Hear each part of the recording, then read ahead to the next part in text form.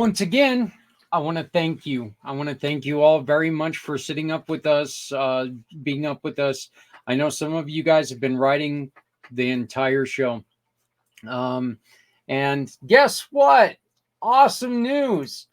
Facebook is doing the same thing they did to us last year, and they are cutting us out, not allowing us to play um,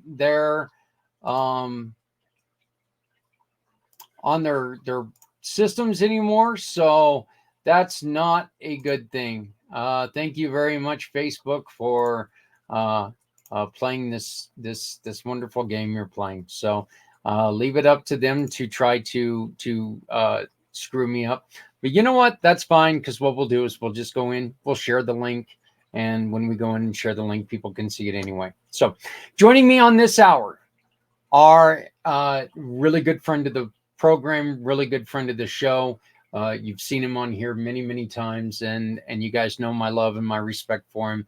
And one of our wonderful, wonderful giving partners is also joining us here pretty soon. We're going to have Les rejoining us as well to help to finish out with Karmen. But first and foremost, we're going to bring out my brother, Brian Gibson. Brian, how you doing? Hey, brother, I'm hanging in there. Well, fight. I appreciate it. I know that I know things have been tough, man, and we're all the love, all the support that we can send your way. We're doing our very best. So the one thing that I can say on a positive note is that this, except for of course Facebook playing their little reindeer games, this has been by far the best year we've had attendance wise and conversation wise and everything. And I know adding you to the circle, I know this is going to just make it so much better. So I appreciate it greatly. Brother, I will always make time for you. I appreciate it. Also joining us right now is a really good friend and she's been a partner for quite a while, Karmen Booker. How are you doing, sweetheart? Hi, I'm doing pretty good. Thank you so much for having me. I'm glad to be here and support you all. Yeah, you know what? I am thrilled to have you here. Again, we are, this is our third year. We're really making a difference. And people, the greatest thing is that, people are finally starting to see what Karmen, Brian, and myself, what we've been trying to do this whole time. And it's making donating to wonderful causes. It's making it as easy as we possibly can. Okay. Turning a purchase into a donation. So, Brian, we're going to talk to you first. Why don't you go on ahead and introduce yourself to people, and let's get people understanding who you are and what is Project Diehard. Okay. Well, my name is Brian Gibson. I am the founder and president of Project Diehard. We were founded in 2018 after I got the call from the wife of one of my best brothers, who said that Erika was hanging in the garage. I myself is a 26-year Army veteran, combat medic, and I started this when I've lost more to that demon suicide than in multiple combat tours. Could you bring up that slide deck? Yes, I can. Here you go. Okay. We are a faith-based, scripture-led veteran nonprofit, working with the blessings that we receive. We ask people to pray, share, volunteer, and donate.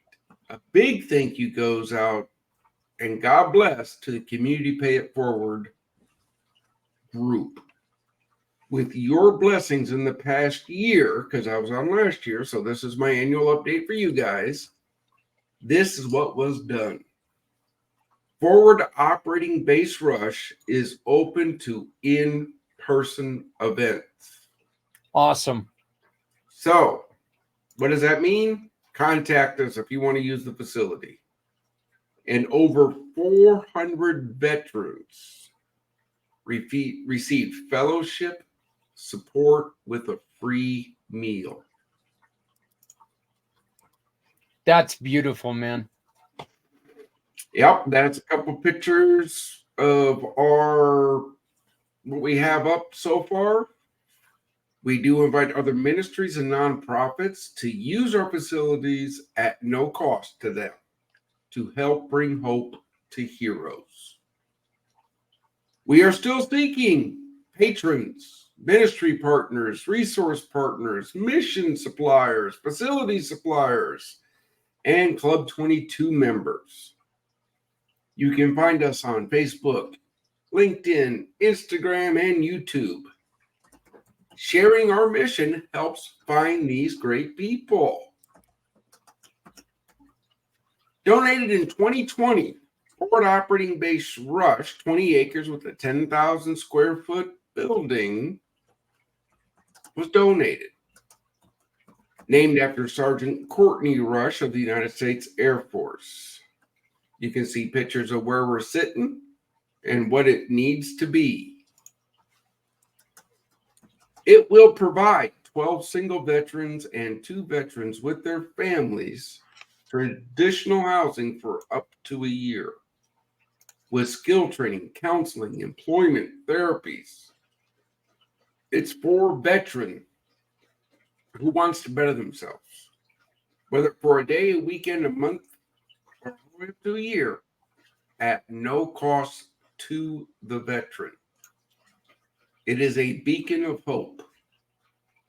This is just the first. We've already had 20 acres this year donated to us in Pennsylvania. That is going to be Forward Operating Base Quinn. This is our need right now, our outreach program. We need corporate sponsors. So if you know of a company or an individual that would like to help sponsor our outreach programs, hey, let them know about us. How do you help? Well, you pray, as we always take prayer. You share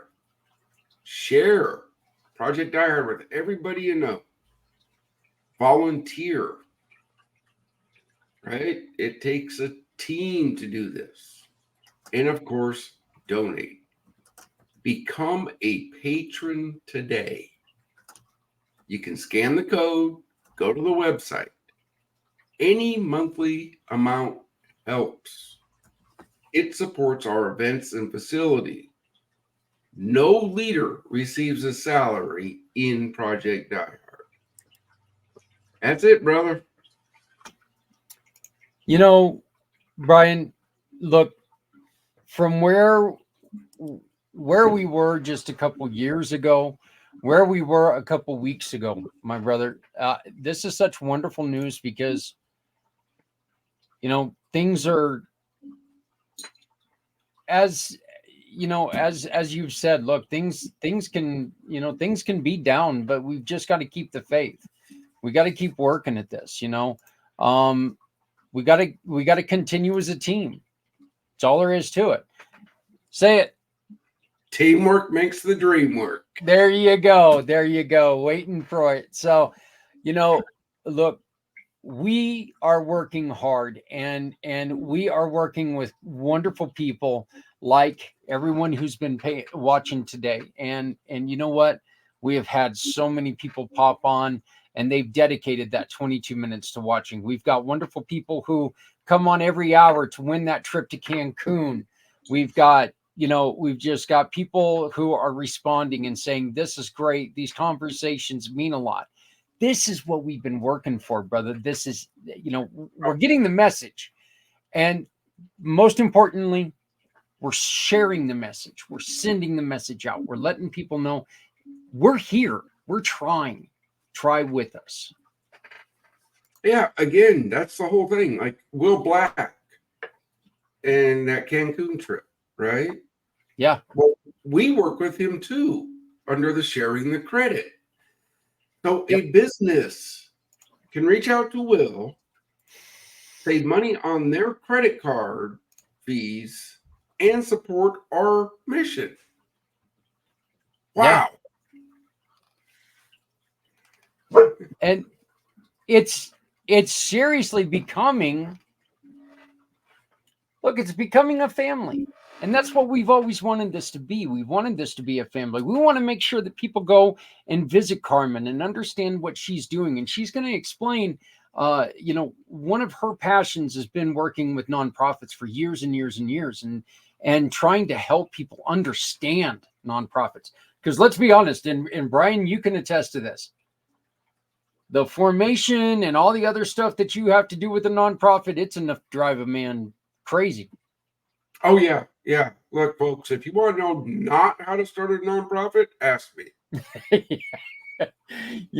I've always said, Brian, and I mean it to this day, that I started this company, and for the first 5 years, and I've actually increased that to about the first 5.5 years, I did everything in my power to screw it up every way possible.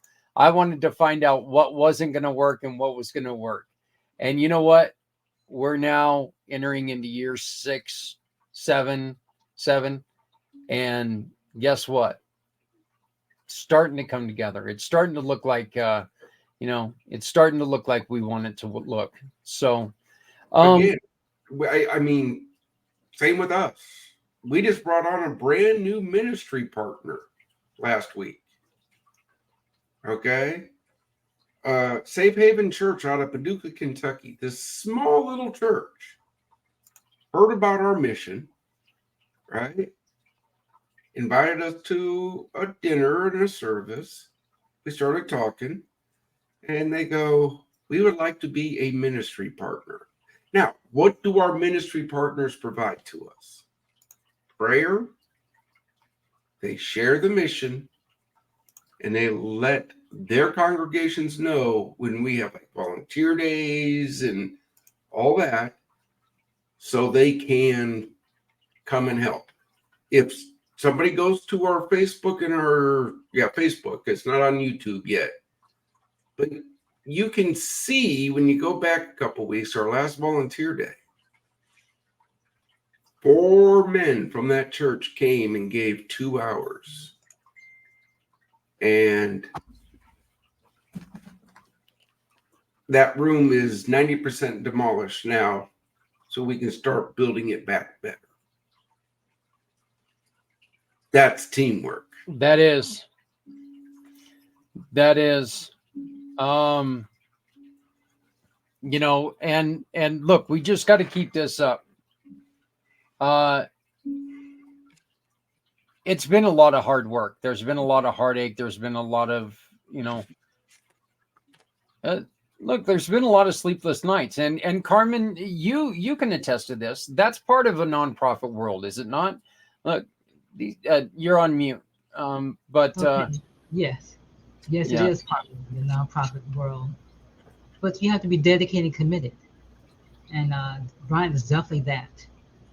God bless you, Brian, and all that you're doing for veterans. God bless you, Zach, and all that you're doing for veterans.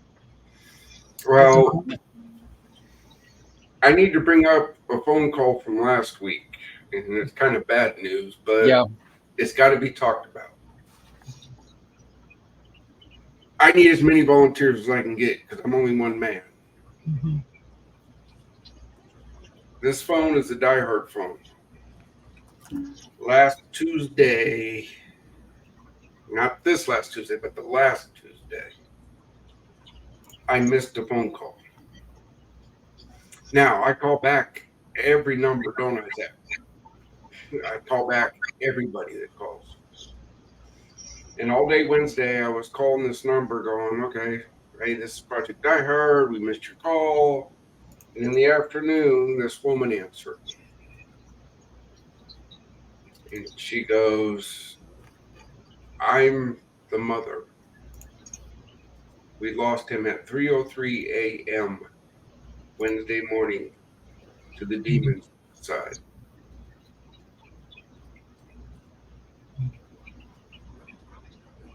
Do you know how that makes me feel? Yeah. I missed the phone call because I was sleeping.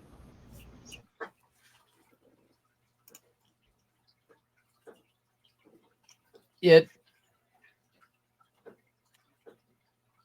Look, that's not a phone call you would ever want. You know, I mean, it. There's no way sugarcoating it. I can't. I can't say. I can't say. You know what? The truth is, Brian, he was already gone. That doesn't make it any different. It doesn't make it any different. That was still a family who could have used your help. But I'm just going to say this from friend to friend, okay? As a guy who loves you with all my heart, I'm just going to say this, all right?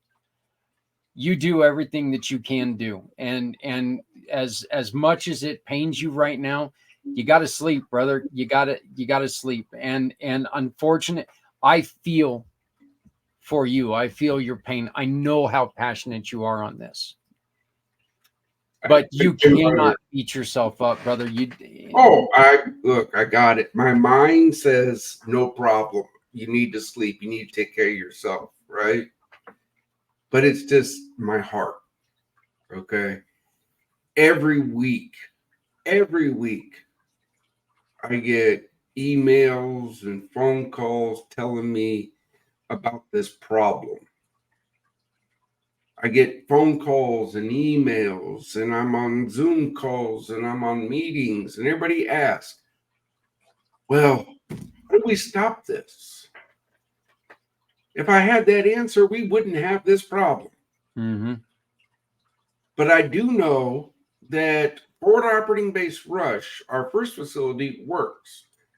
Because on top of now, I got a praise report. You remember Jason? I won't give out his last name, but that veteran we've been helping, right? Yes. Got his own place, moved off the fob. Been clean and sober for 2 years. Got steady employment and is going into ministry. Our case study is complete. We know our program works. So we need everybody to step up, help out. Let's get this first facility completed. We've been talking to government. We've been talking to all these people. And everybody wants to wait till all the hard work is done. Then they want to come on and take the pat on the back. Not going to happen here. Zach, we will always be grateful for you because you believed in us 3 years ago. You believe in us still. We do everything in our power to let everybody know Zach and the Community Favorite Forward helps us. That's what we do to everybody that comes to this mission. Our best to let them know they help bring hope to veterans. Well, I'm going to tell you right now, I've got wonderful, wonderful, wonderful partners who, are going to continue to do what they do every day, and we're going to turn this around. And we've had some very, very serious conversations over the last couple hours, and very painful conversations the last couple hours. It started this morning when we talked to a couple gentlemen who are very, very close to you, who were talking about how you guys had got a frantic phone call a couple weeks ago about an individual who was missing and had a gun and was in trouble. Mm-hmm. And luckily, he was found. Yep. There are wins. There are wins. We heard all about it because they are right next door to us. And they put it in a message to us, and we blasted it out in our networks because there was a veteran in need. Yeah. And I'm happy that they said, hey, we found them. I was like, yes. I don't know if we played a part in that or not. Doesn't matter to me. A veteran's life was saved. Yep. And that's exactly what we need to keep doing. So, Brian, I greatly appreciate you coming on again, third year in a row. And guess what? It's working. We're launching it. It's growing, and it can only get better. It can only get better with the work that you're doing, with the work that we're doing, with the work that wonderful people like the beautiful Karmen are doing. We can only get better, bigger, better, and stronger. So, of course. Yes, brother. Thank you for having me on. I got to get rolling on to my next big thing, but Ms. Booker, please get with Zach, and he can put you in contact with my team that can get you in contact with me and all that other. Make those silly strings connect. Yeah. All right, y'all. Thank you, and God bless. All right. Thank you, Brian. Brian Gibson. Once again, you guys, he's been. Look, he was one of them that was standing right beside me when we started this crazy idea of doing a 22-hour podcast. He was right beside me. He was one who was like going, "You're insane," and I'm like, "Yeah, no." Well, guess what? Yeah, probably I am. But you know what? I'm insane for a good reason. Karmen, have you? Are you able to figure out how to do that? Yes. You're going. Let's go on ahead and we can get started on that. If you would like to get started, Okay, sure. Thank you. Thank you so much. no problem.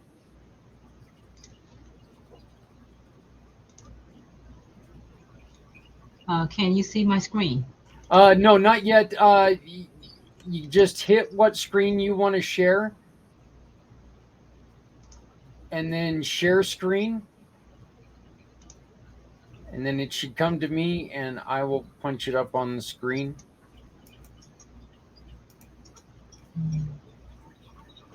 Go to the entire screen when you hit it. When you hit the present button, go to the entire screen and see if it pops up then.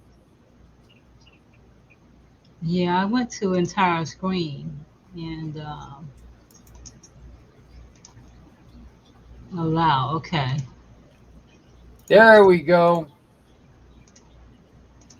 Okay, great. Well, I'd like to talk with everybody about starting a nonprofit organization.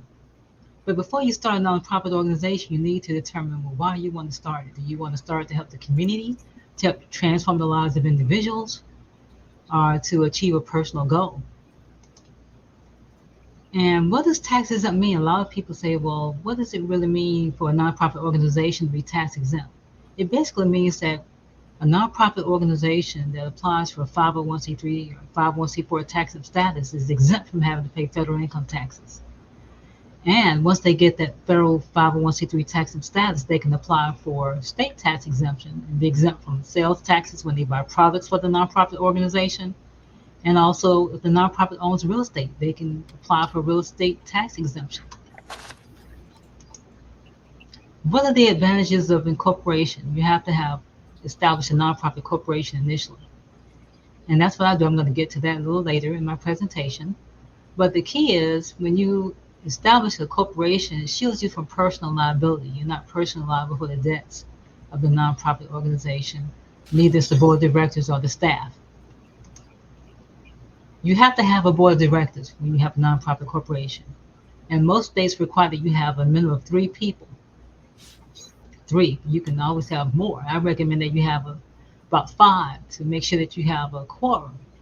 So when you have board member meetings and take votes, then the majority vote will rule. So you have a good quorum base to vote on issues at your board of directors meetings. And you have to take minutes of those meetings, document what's going on in those meetings, and put them in a binder.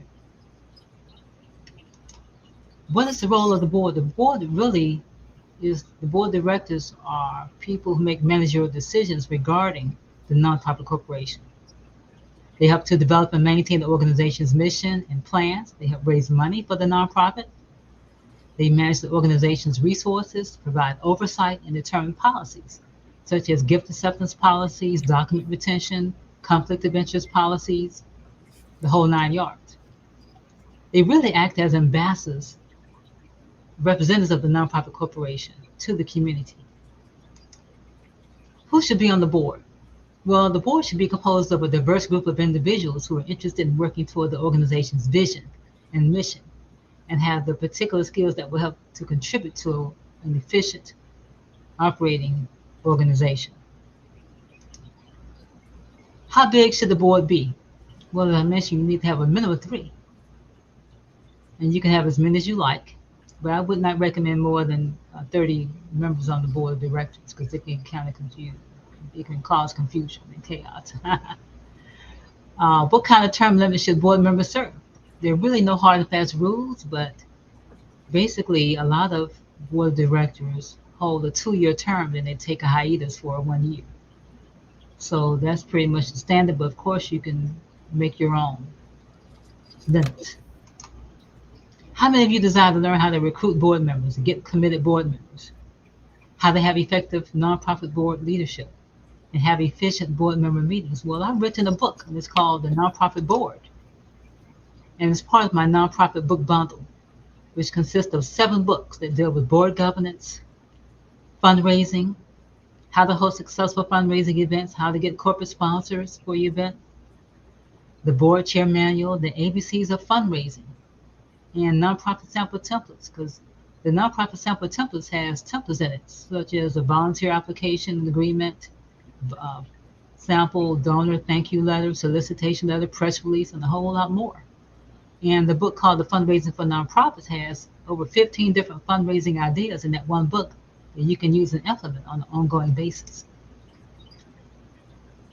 What should the role of the organization's founder be? The founders are real committed and energetic leaders who devote their time, energy, and money to making the vision and dream a reality. And there are different committees that a nonprofit organization should have, like the executive committee, which recommends actions for approval of the full board and sometimes acts for the board. Nominating committee, they identify, cultivate, and nominate potential board members. Finance committee, they recommend financial policies and review the annual budget and recommend it to the full board for approval. And they also monitor financial reports. Audit committee, they provide board oversight of the organization's annual financial audit. A development committee, which provides leadership for involving the board in fundraising and resource development activities. Strategic planning committee, that coordinates the board's role in long-range planning. Personnel or Human Resources Committee, which advises the Chief Executive Officer on personnel policy issues. Depending on the nature and mission of the organization, committees might also include marketing, program, public affairs, or education. How should committee members be chosen? Well, I recommend that at least one board member should be a part of a committee, not more than 2 committees, because you don't want to get overloaded and not be able to operate efficiently and make good decisions. So the committee size depends on the needs of the board and the organization and the assessment of how many people are really needed to carry out the function of the committee. Does nonprofit mean we can't make a profit? A lot of people ask me that, and this is the answer. The nonprofit organization can receive a profit. However, the profit, the money that they get, has to be put back into the operations of the nonprofit organization. Now, a nonprofit organization can have salaried personnel. They can have the executive director, administrative assistant, and also pay consultants. And that's well and fine and legal. And these are some steps for getting started. Choose a name for your organization, identify the mission, form a board of directors, prepare articles of incorporation and draft bylaws, develop a plan of action, because without planning, you're going to fail. Develop a budget and a financial plan. Establish a record-keeping system for the organization's official records. File for the 501c3 or 501c4 tax exemption status from the IRS. And then once you get that, you can also start applying for a state tax exemption, the sales tax and exemption from real property tax if the nonprofit owns property, real property. Other steps to get started are ensure legal and ethical integrity and maintain accountability, recruit and orient new board members, and assess board performance. That's key and critical in running an efficient operation. So, do you really like the time to follow all the steps that I've mentioned? You probably do. So, that's where I come in because I do that. I help you from start to finish in establishing the nonprofit corporation, drafting the bylaws, the conflict of interest policy, the non discrimination policy, developing your description component, which is a detailed description of the present and future services of the nonprofit organization, and of course, getting and applying for the 501c3 organization. So, I'm offering a package deal for only $24.95, which includes what I just mentioned: drafting and filing the articles of incorporation, completing the 501c3 application, drafting the bylaws, your description component, conflict of interest policy, and non-discrimination policy. So please call me. You can call me at 240-273-2584, and you can email me at info@compuperfect.net. And again, I'm offering the nonprofit book bundle, which is 7 books for only $150. So you can go to my website and click on, my website is compuperfect.net. That's compuperfect.net. And click on the Shop Our Resources tab. And then you'll see all the resources that we're offering. And we're going to give back to Zach's organization, nonprofit organization. Whoever buys, I'm going to put back 10%, donate 10% to Zach's organization to help veterans.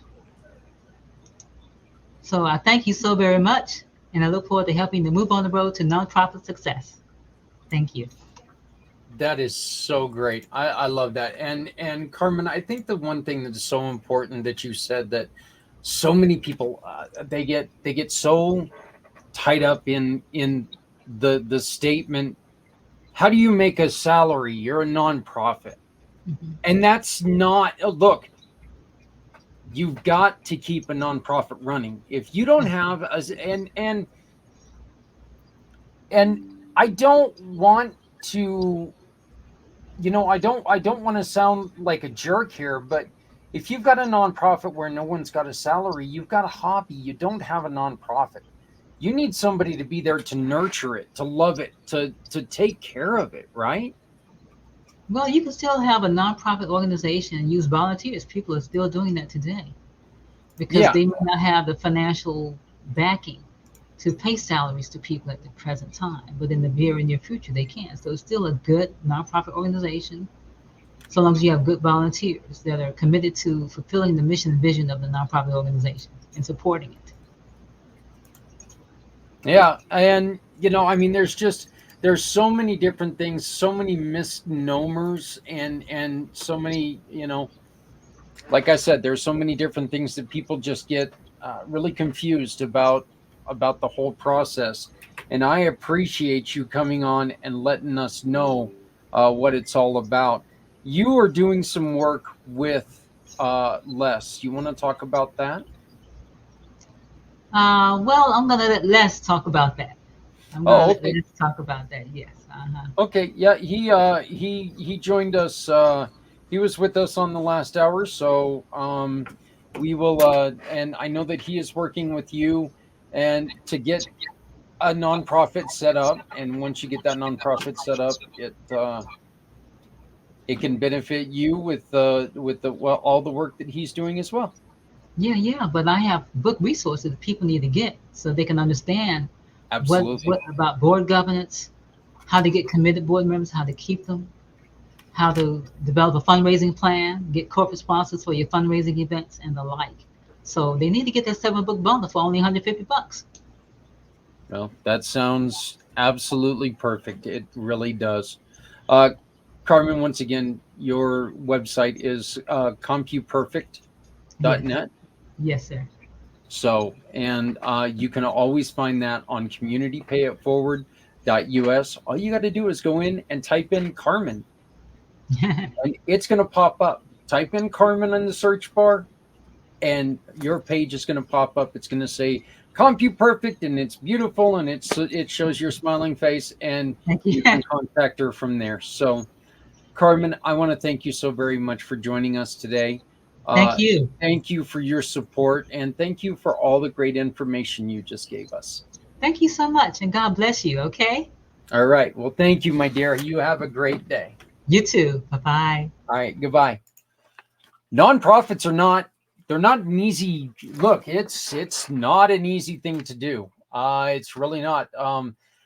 And there's so much confusion when it comes to nonprofits. I mean, there truly is, and you've got to be careful on everything that you do. You got to make sure that you've got all your, T's dotted and your I's crossed. Yes, I did that on purpose because I almost feel like my eyes are crossed right now. Make sure you call Karmen at compuperfect.net. Get a hold of her. Tell her that, you know what, I found you through Community Pay It Forward. When that happens, when you tell her that, she is going to say, hey, we're going to donate some money to the cause of your choice. So just had Erika pop up. Erika, if you want to come on, open your camera. Let me know when you're ready. So, we just had Erika pop out. I scared another one away.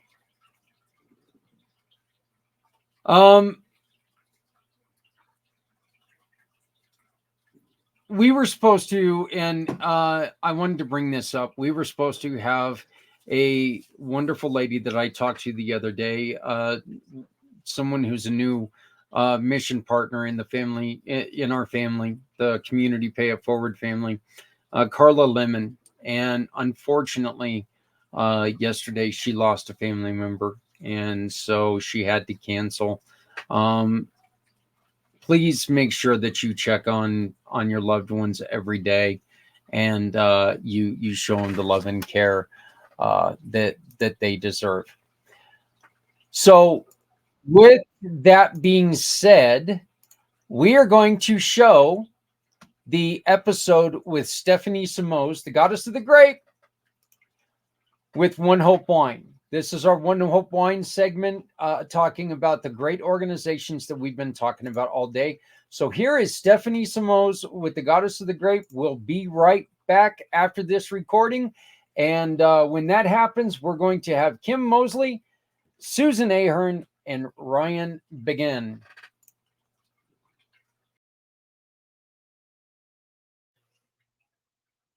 And of course, this is one of the segments I look forward to the most every year.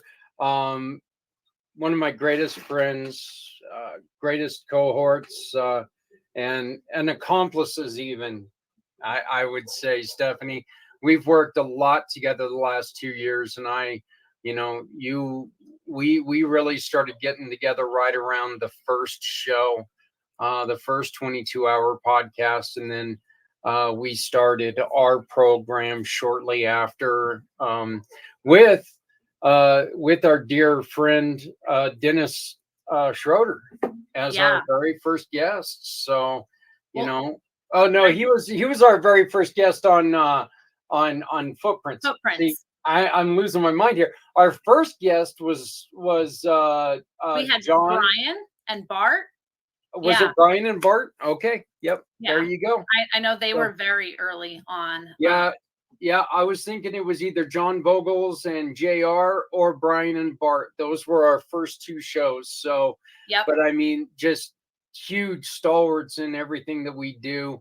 And, we've got Bart with us again this year that we're raising money for. And Brian's going to come on and talk and tell the story. I'm still hoping that JR can find some time, but with his move, he's been very busy. I'm even going to try to reach out to John, because John's got a lot of things going with a veterans camp here in Colorado that they're trying to get off the ground. So, you know, it's a wonderful thing that, you know, everybody seems to have one goal in mind, and that is the health and wellness of our heroes. That's right. That's right. First of all, I just want to say thank you for having me on, Zach. I know that we've done a lot of work together the last almost 2 years now. And I know how important this show is to you and how it's grown so important to me. And you're right. You're right.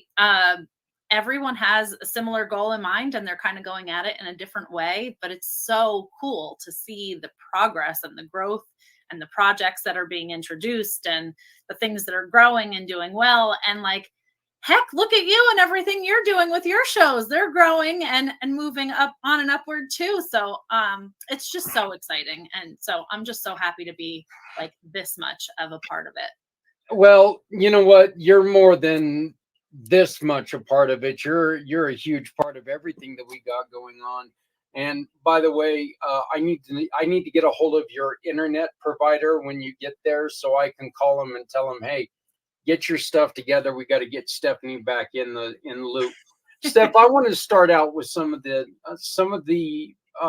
ideas that you and your husband, that you and Paul are going to try to implement with this move, because I think it's really important that we start talking about it now, even if they're in the beginning stages, because I want people to be able to take and say, hey, how's Steph doing on this, and what can we do to help her? Yeah. So it probably makes more sense for me to kind of take a step back for everyone to understand why we even chose to move, why we're going to that location to begin with, and what the homestead thing is supposed to look like, and then kind of what the other plans are around that, if that's okay.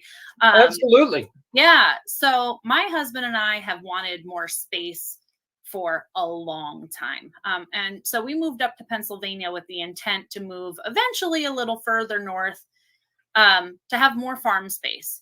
Now, that initially came with, you know, the love of animals, wanting to have and grow our own food, but more just to have that kind of space and freedom. And it would side by side work well with our business, with having more space, because of the kind of work that he does. That kind of developed over the years. My son, 8 years ago, suddenly had some medical challenges that really threw us through a loop that made the farm dream even more meaningful to us. You know, we had to make severe diet changes. The last several years, we've only used meat from local farms. And, you know, so we've had to do a lot of things around his medical, right? So that kind of connected the dots, or at least it started to for us. We're like, the more space made more sense. Why? Well, because it's what we love, is to be able to be in nature and have animals and stuff, but then to be able to grow our own food, to be able to provide for our kids and our family in a natural way, that we saw was helping him, was really the goal in mind. So the thought started over 13 years ago. The challenges with medical, and lack of coverage for his illness and all of those things started 8 years ago. So as you can imagine, the financial devastation along the way, when specialty tests and things like that are not covered, definitely threw us off track for quite some time. And so for years, I've been saying I really wanted to be in Wayne County here in Pennsylvania. And it's so interesting the way, you know, whatever you believe in, the universe, God, whatever your belief is, but we found something in Wayne County, just not here in Pennsylvania. So it's funny how when something is for you and it's meant to be, it kind of aligns really quickly and without so much tension, right? Because for so long we were looking, and nothing really kind of came together. So anyway, where we're moving to is going to be the homestead, where I hope we can not only provide for our family, but for our community, for other families that might be like us, that are looking for those products, that raw milk, that, you know, those good cheeses, the raw butter, the naturally grown vegetables and fruits, and fresh eggs from the chickens and stuff. So I hope to be able to do that, not just for us, but for the community. But in addition to that, being that we're going to a rural area and we're within driving distance of city limits and stuff, our cabins for veterans, we really want to continue there. So there are some things that I do have in mind, some locations I have in mind. It's funny because there are in the one area that I have in mind that's within a reasonable distance from the VA hospital, there are a lot of 1 and 2 bedroom homes that are 1 story. Kind of interesting that you know, is already kind of set up in that way, where we might be able to go in and rehab a property really nicely, because my husband's the one with the talent on that side. I could come up with the vision and say, hey, this would look great, this color, why don't we knock down this wall and make this like this? But he's the one with the magical touch, and really does the hands-on hard work to make that vision in here kind of come to life. So that is my vision, is to have many more cabins up for veterans, because Zach, like, you know, through the years of working with you, how many stories have we heard of vets not having housing? How many stories have we heard, horror stories of vets living in tents, walking out of tents and getting hit by a car? I mean, dealing with different elements and cold temperatures like we are in the winter now. Like, there's so many things. And we know the lists are so long. So if we can take our initial retirement plan idea of having real estate and having rentals, and kind of pivoting that to, why don't we have rentals that are going to help with HUD-VASH recipients to get them into units faster? So I'm really focusing on 1 story buildings, but hey, if something comes our way that we can rehab, that might be something that's 2 story or different units that might have different levels, we can probably work with that. But that's what I have in mind. And I hope, in addition to that, one day we can get some acreage. And I was actually just sharing this with Janet, Healing Warriors, recently. I connected with her and she was wonderful with her feedback. Shout out to you, because she took some time to listen and give me her feedback on what they see with the requests that they get too. So love that. But I would like to find a few acres where we can put cabins, whether it's around a lake or just in nature, maybe with opportunities for gardening and things like that, where there are things for them to be able to do, but also a community of like-minded people that could support each other. That would be, in my mind, like a really great project to work on. Yeah, that's somewhere similar to our friend Brian.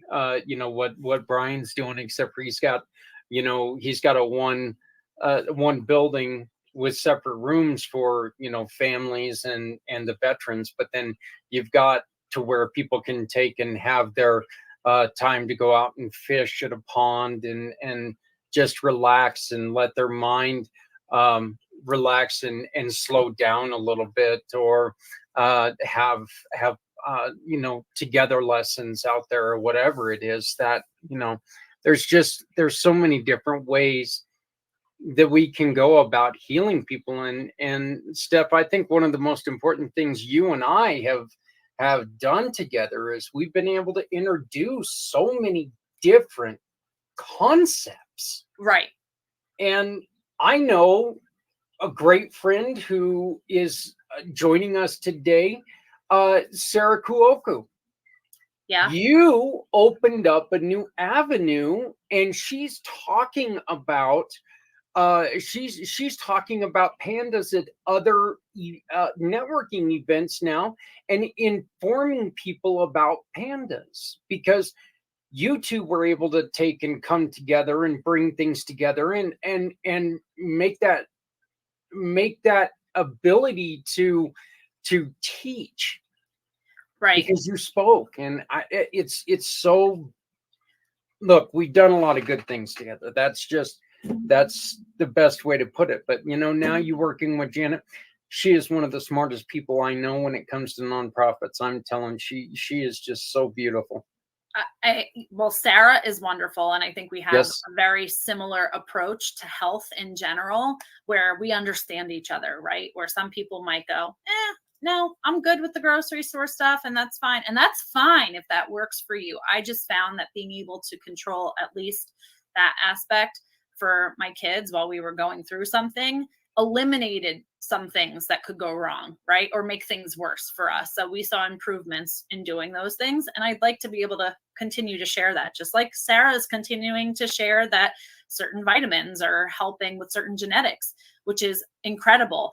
And Janet, yes, she took a few minutes of her time. I just briefly explained to her what my thought was on the project as a whole. And of course, I'd love to see things happen like this. You know, who knows Yep. how long things might take and what might happen along the way. But I was just curious to get her feedback on, you know, am I on the right path and thinking, you know, within this amount of time from a VA hospital, right? Because that's where they would need to go for their treatments. Some people don't drive. Maybe they need walk to shopping opportunities.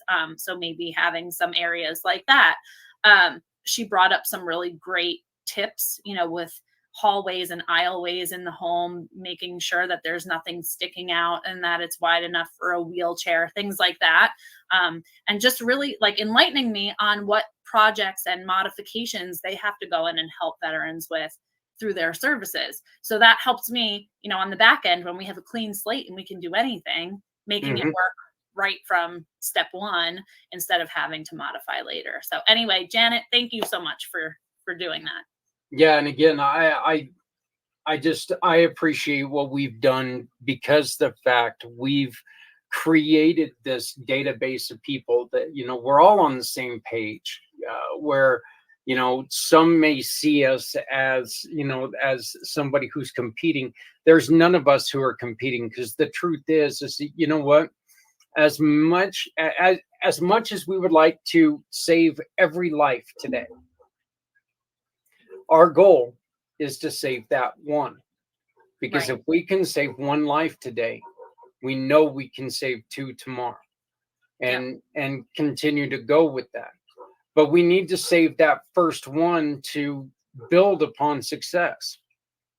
So since you brought that up, Zach, you're doing such a great job with not just bringing this up on the 22nd of February, but also this past year, after your last, you know, February 22nd, 22 hour, you said this is not enough and we need to do something more often. And you implemented Footprints Forward. And through that platform, you've connected so many people and really created this ripple effect of resources that people can go back and watch and connect with people that they may find, you know, they have resources that'll work for them. So kudos to you for that, because you were the mastermind to push that forward, and it's really doing great. And I think it's doing great things for people too. I know I was the one who thought about it, but I wouldn't have been able to do it without you, without, you know, everybody that we've got involved with that. And I've said that from the beginning, you know, this show, the One Hope Wine Community Pay It Forward One Hope Wine fundraising event, it would have never, ever, ever been a thing unless you thought about what I, you know, the hey, let's do a monthly show and let's talk about nonprofits. And you were like, yep. And we, you know, we got together, and from that day, we've just been pushing along, doing everything that we can do. And you know, again, as sad as it is that you're going to be taking a step back for a little bit until we can get your internet figured out. But you've found a great new host for our show. And you know, she's a little shy so far, but I think that she's going to do a beautiful job. You know, Melissa is wonderful. Yeah, we threw her into the fire. We really did, with 4 other guests. She was kind of like, Like, wait, what? No, I think she's going to be great.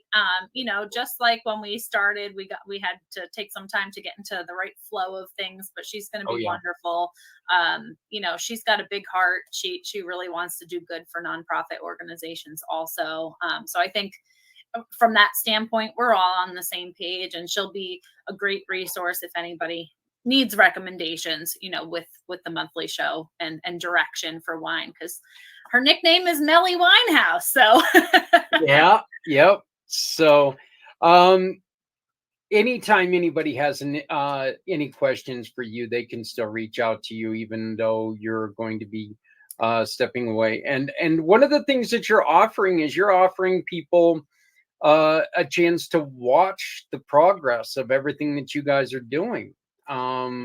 Yeah, you can absolutely reach out to me. My email is connected to that link tree. That's probably the easiest way to reach me, and I do try to check that in a timely manner and get back to people. So that's probably the easiest way.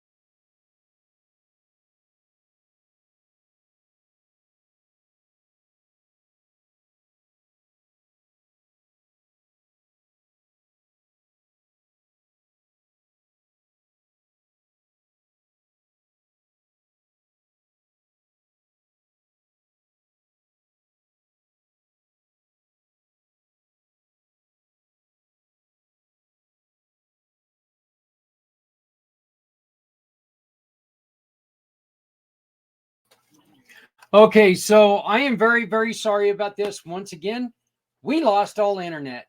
Second time today. First thing this morning. and I greatly apologize for that.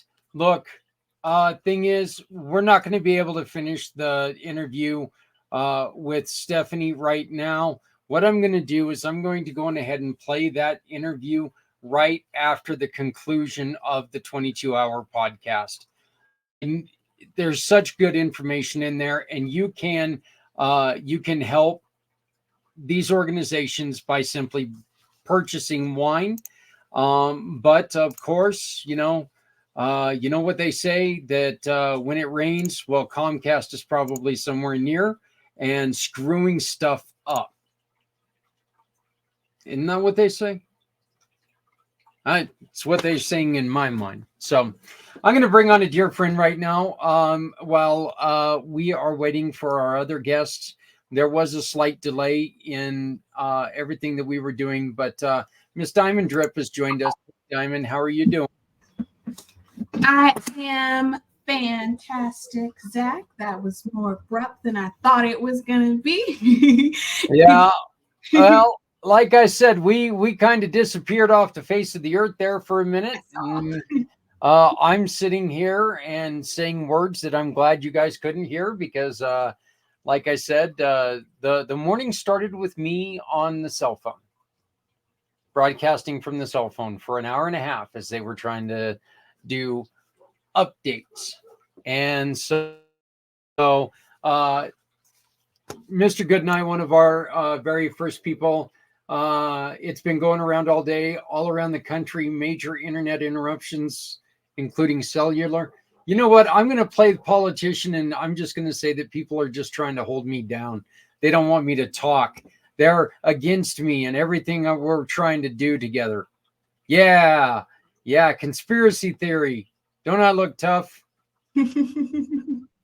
So thank you for that. I greatly appreciate it. But how are you doing, sweetheart?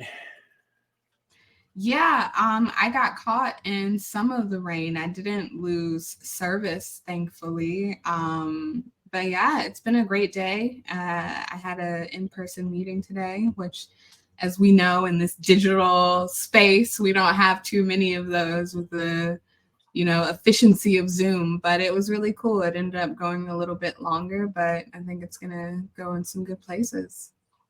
Yeah, that's fantastic. We haven't known each other quite for a year yet, but this event today has, even with all the problems, has been amazing. We've had viewers from 2:00 this morning Mountain Time till right now at 6:09 Mountain Time. We've had people taking in and pushing us along and keeping us on and doing stuff, and it's been amazing. It's been amazing. We've heard some of the greatest stories. And Diamond, you know what? You and I, we talk quite often about, we wish there was just some way that we could make a difference in someone's eyes. We wish that we could make a difference for the veterans and just make them, change the narrative and change life paths in ways. You were, well, I'm going to let you talk about it. And you've been posting a lot of beautiful pictures from back in the day of your old service uniform and everything. Why don't you tell people about your service?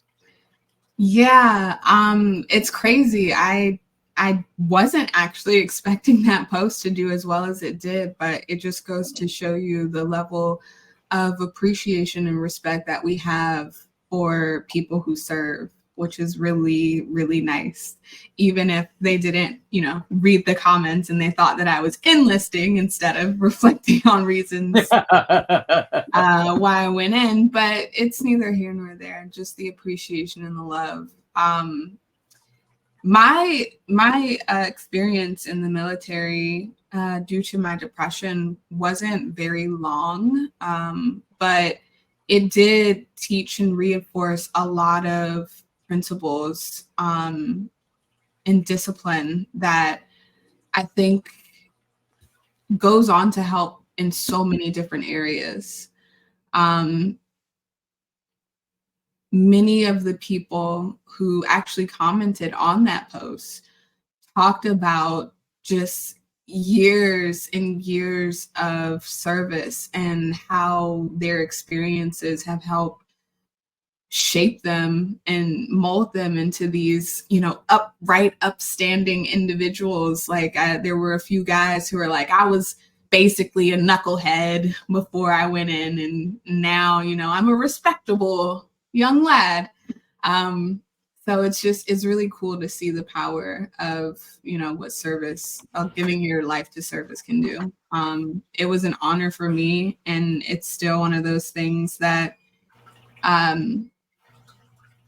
when I reflect back on that experience, it's one of those things, like I said, it taught me a lot, some good, some bad, but I wouldn't trade it. It brought me to where I am today, to include some of the struggles that I, went through with depression. I mean, one of our first meetings was, talking about the clinical trial that actually helped heal my depression. So Yeah. it just is another leg of the journey, the self-healing journey.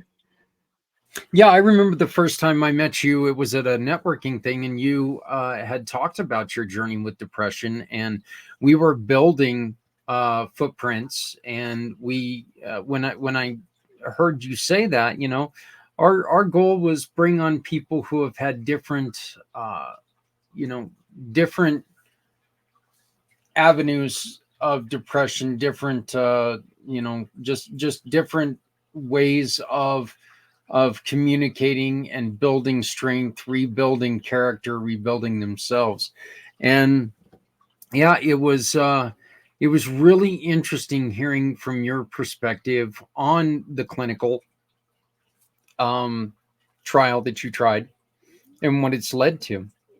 We're going to be joined here very shortly by a lady named Kim that I'm looking forward to talking to her again. But her and you guys, she talked to me the other day, and I was like, I got to introduce her to Diamond. And the paths there were so similar in areas, not quite so similar in other areas, but it was just, I wanted to see what we could build from that area.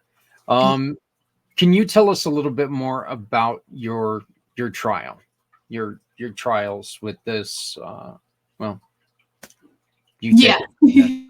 Are you trying in an effort to not butcher the name psilocybin? I am.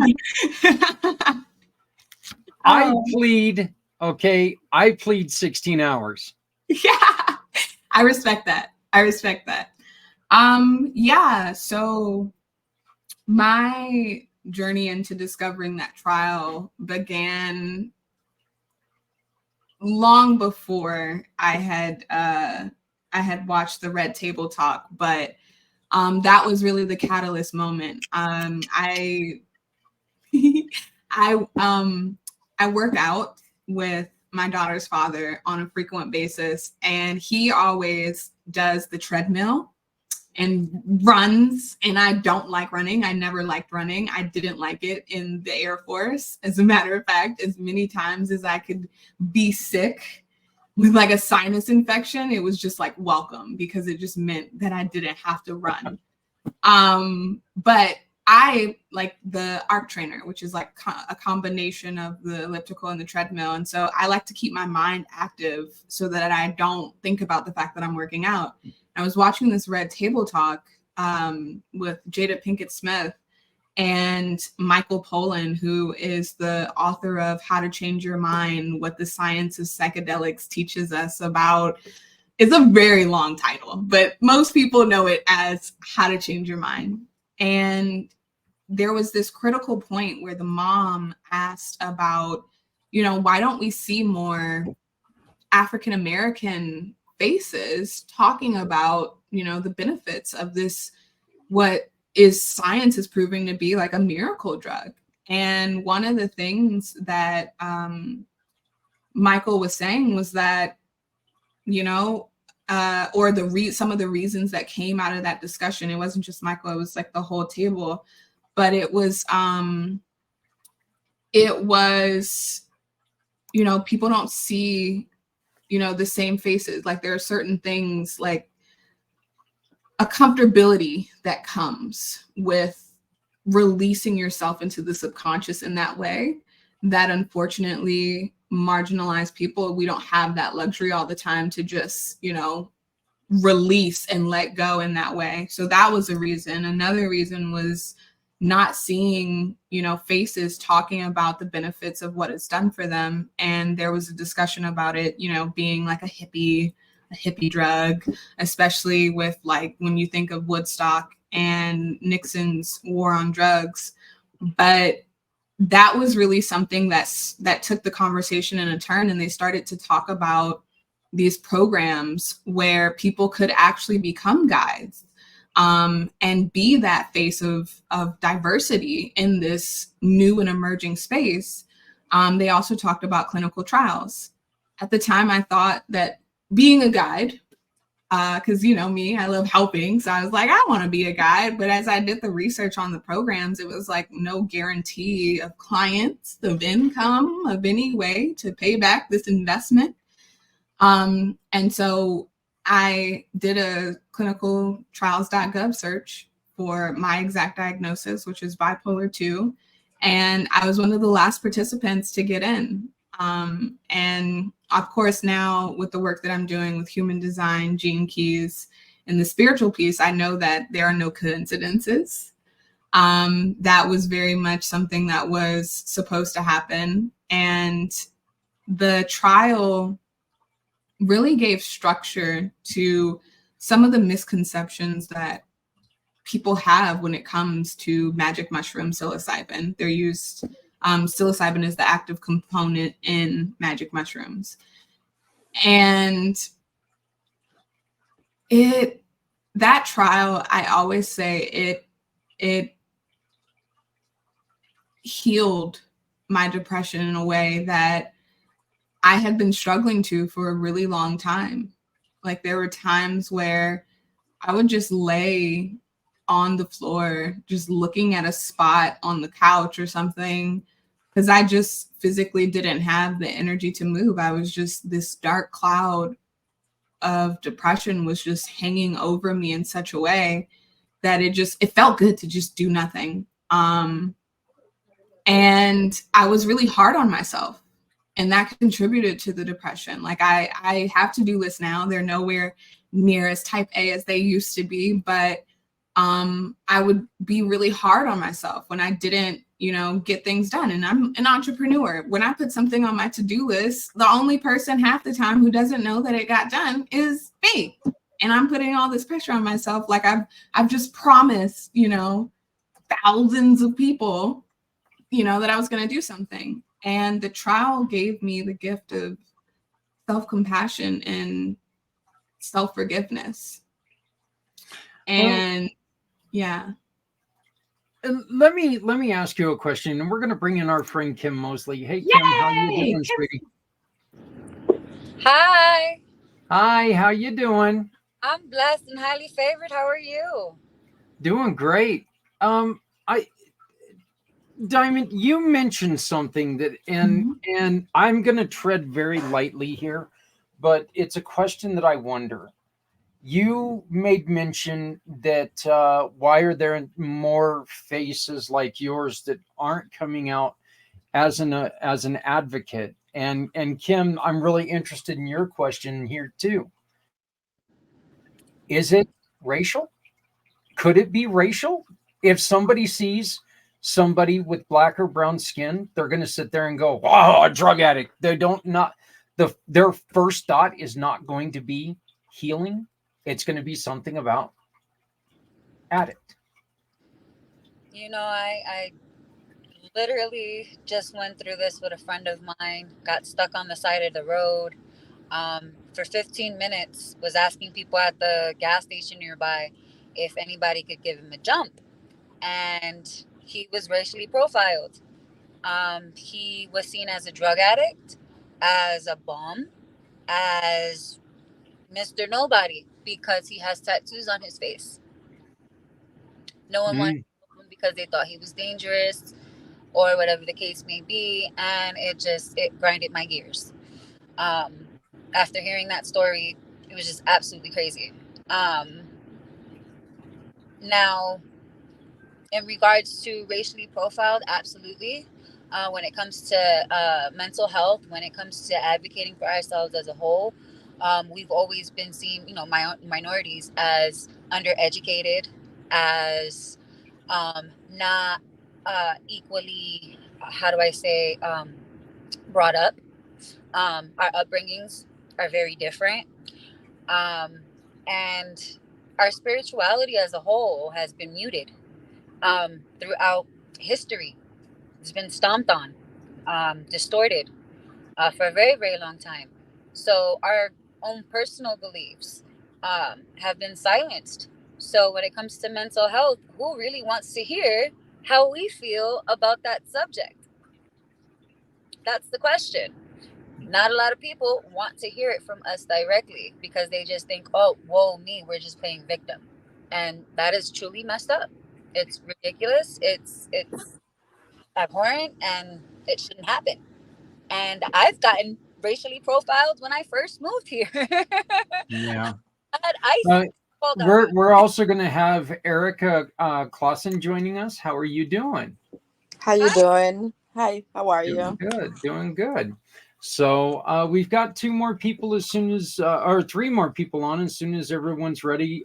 Just turn on your camera and I'll bring you on. Erika, why don't you tell us a little bit about yourself?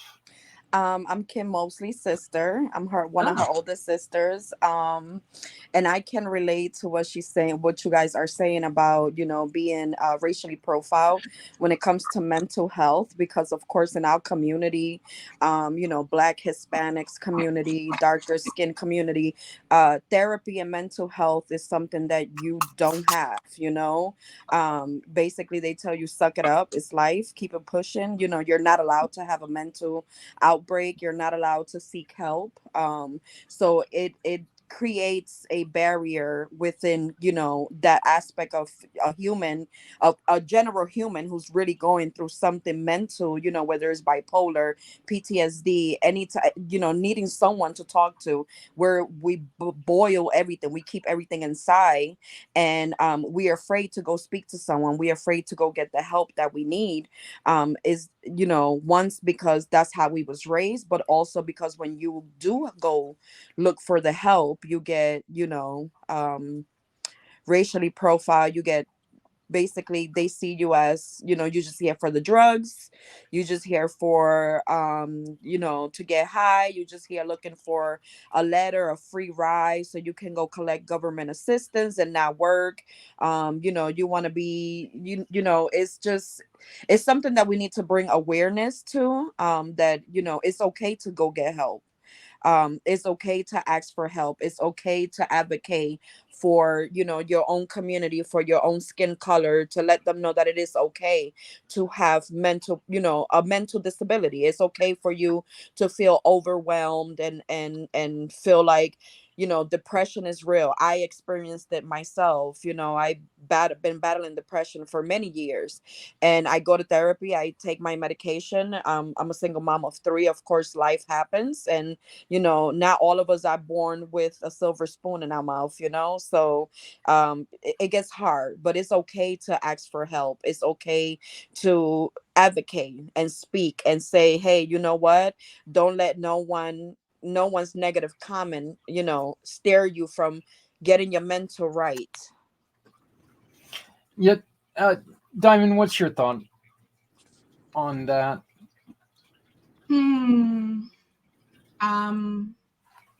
I resonate with a lot of what's being said, and it just brings up some of those feelings from being in the military. I think I've shared previously on here that when I was in the hospital in the military that last month, all I wanted was to go home, and it just seemed like everyone was dragging their feet, not really doing what I saw needed to be done to get me out, until like one day everything just started moving really quickly, and they started processing me out. They got me a flight home, and I didn't care because I was like, at least I'm not in the hospital. I'm going home. I'm going to be with my family. And it wasn't until hindsight that I realized that I was coming up on 180 days. And after you've been in for 180 days, you're entitled to like benefits. You're entitled to get certain things to help you reacclimate.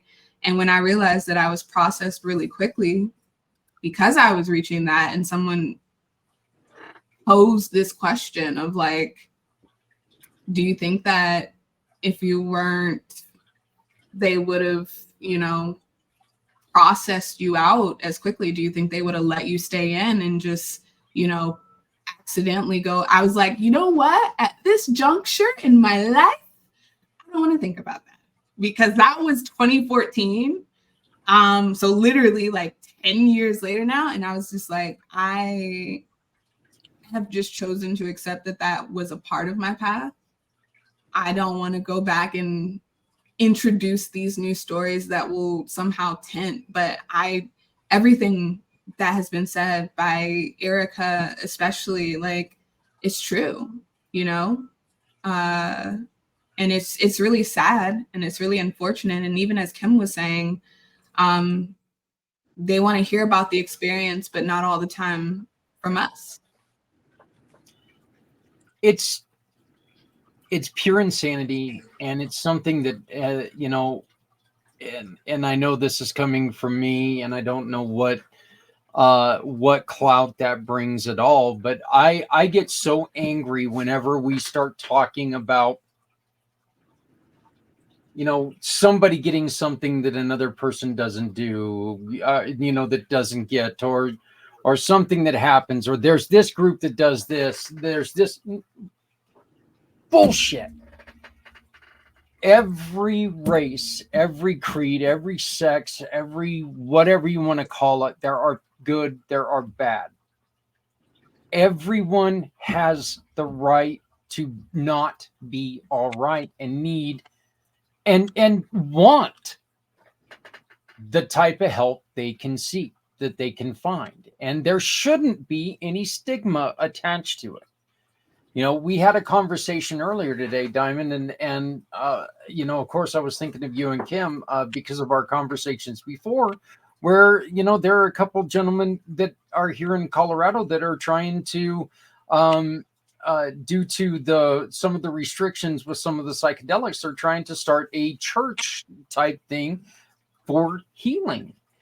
And one of the things that they told me, and I'm not sure if my blood pressures went down yet, but 2 times in less than 10 minutes, people were talking about how they have a buddy who went to the VA, asked for help, said, I need help. I've got thoughts. I need help.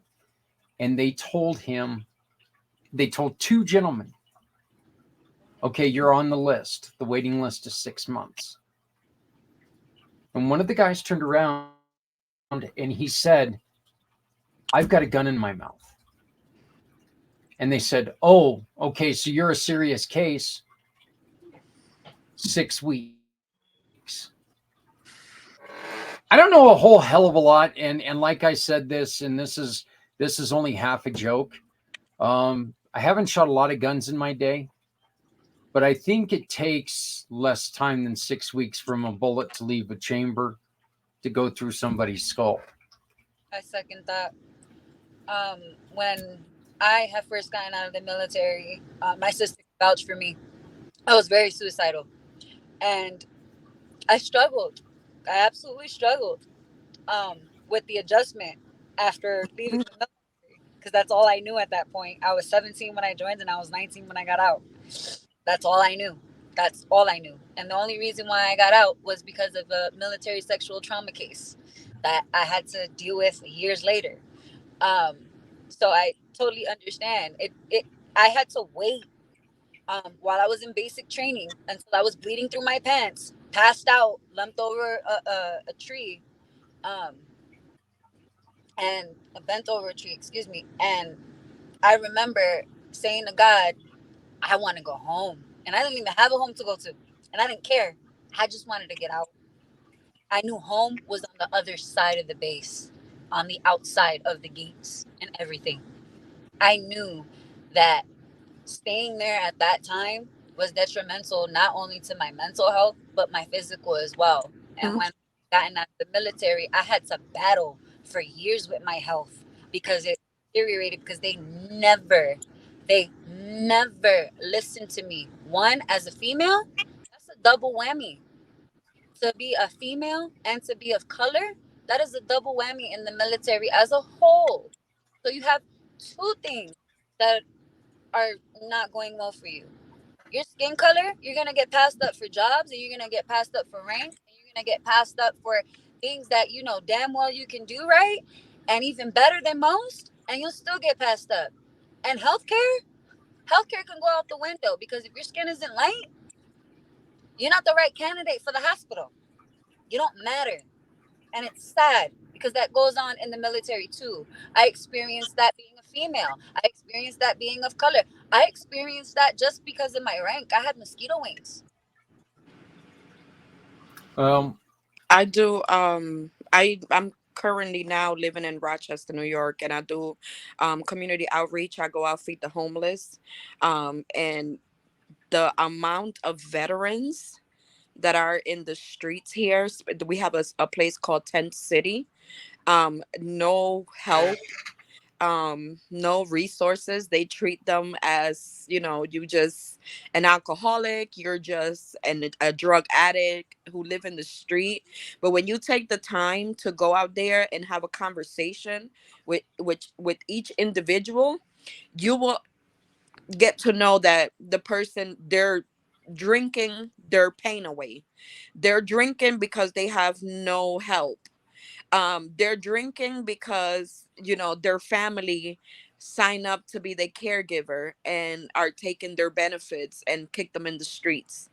It's two of them here who I help. I try to get them connected to different organizations to get the help that they need to be able to retrieve those benefits back from the family members. It's ridiculous. It comes to a point where we have all these veterans who gave up pretty much their life, their freedom, their youth, to fight for us to be a free country, and protect us, each single one of us, no matter the color we are. But yet, when they come home with these, mental disabilities or physical disabilities, we turn our back on them. And it's like, when does it end? When does it stop? When do we give the veterans the respect that they need and deserve? They earned that. They went out there and fought. They came back with all these mental problems and all these physical issues, and we can even give them affordable housing or give them the medication that they need, or make sure that they eat.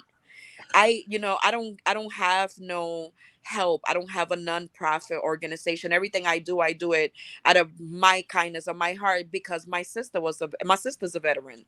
I have families that are veterans, and I went through what she went through. I lived it with her when she came back home. And and it's so many out here that have no one. Their families want nothing to do with them. And then they go to the VA here. We have like the VA shelter and the VA clinics, and it's like 30 hours for them to even be seen. I work with New York State health insurance in the marketplace, and I work for organ transplants. And the mhm. amount of veterans that die every day waiting for a transplant, because the veterans hospital, to be able to receive a medical record, it's the most tedious job that you can think of. It breaks my heart every time I call one of these veterans hospitals and I'm trying to obtain a very important medical record and they do not answer the phone. It's 30 days for them to even look at the paper that you send them.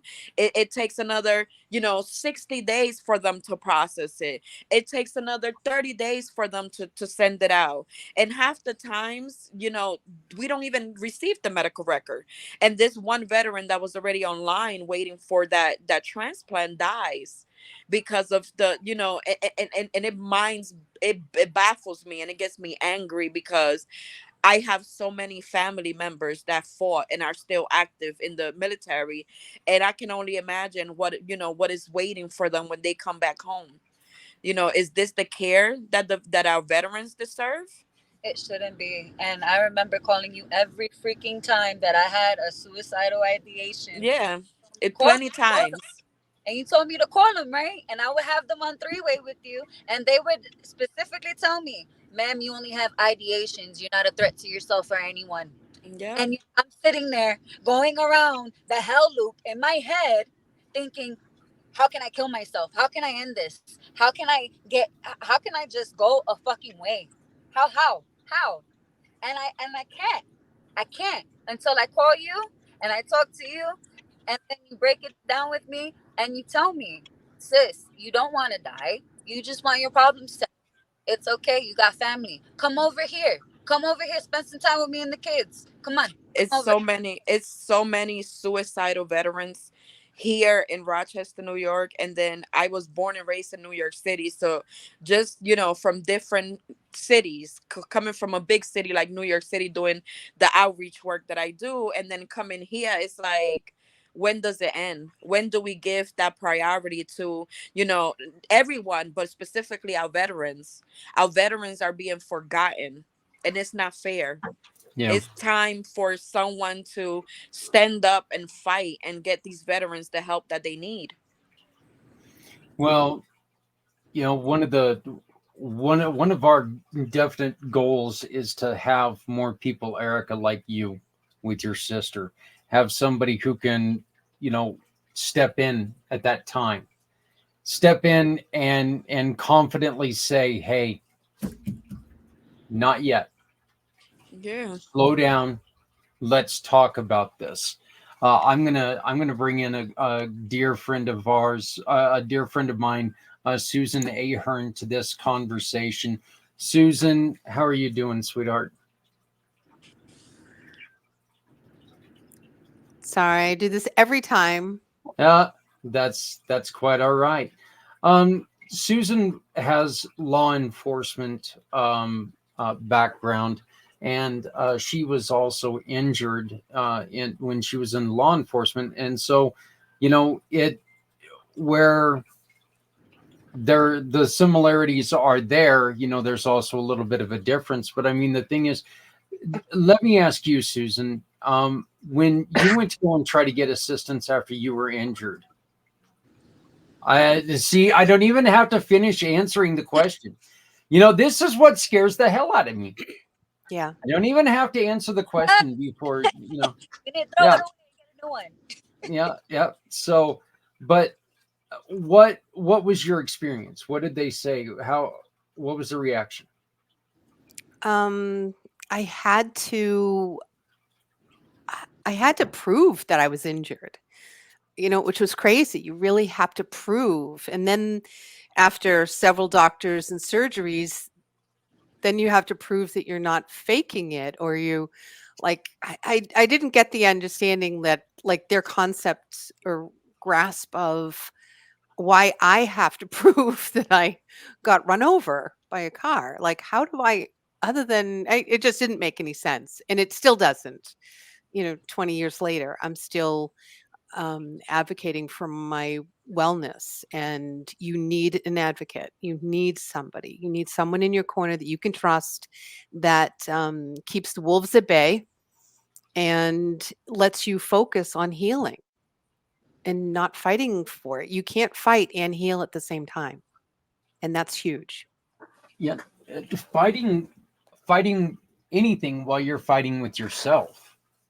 You keep hearing that. You keep hearing the word the well, you're not as bad as you think, or we can't find nothing, or all these other things. You sit there, and after a while, you begin to wonder, well, am I the one full of shit?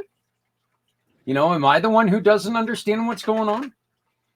And it just, look, this is, it's abhorrent. I see, I mean, first off, and I have never seen Diamond so, her face does not look down. She's always smiling. She's always, but I understand that how difficult this conversation is. And I appreciate, all four of you stepping up to talk about this, because it's something that, look, I searched and searched and searched for an organization out there that we could try to benefit from this, that took care of the females, because you do go through different stuff. The trauma is different. It's completely different, where every single one of us, we're all, we're all basically the same, few exceptions.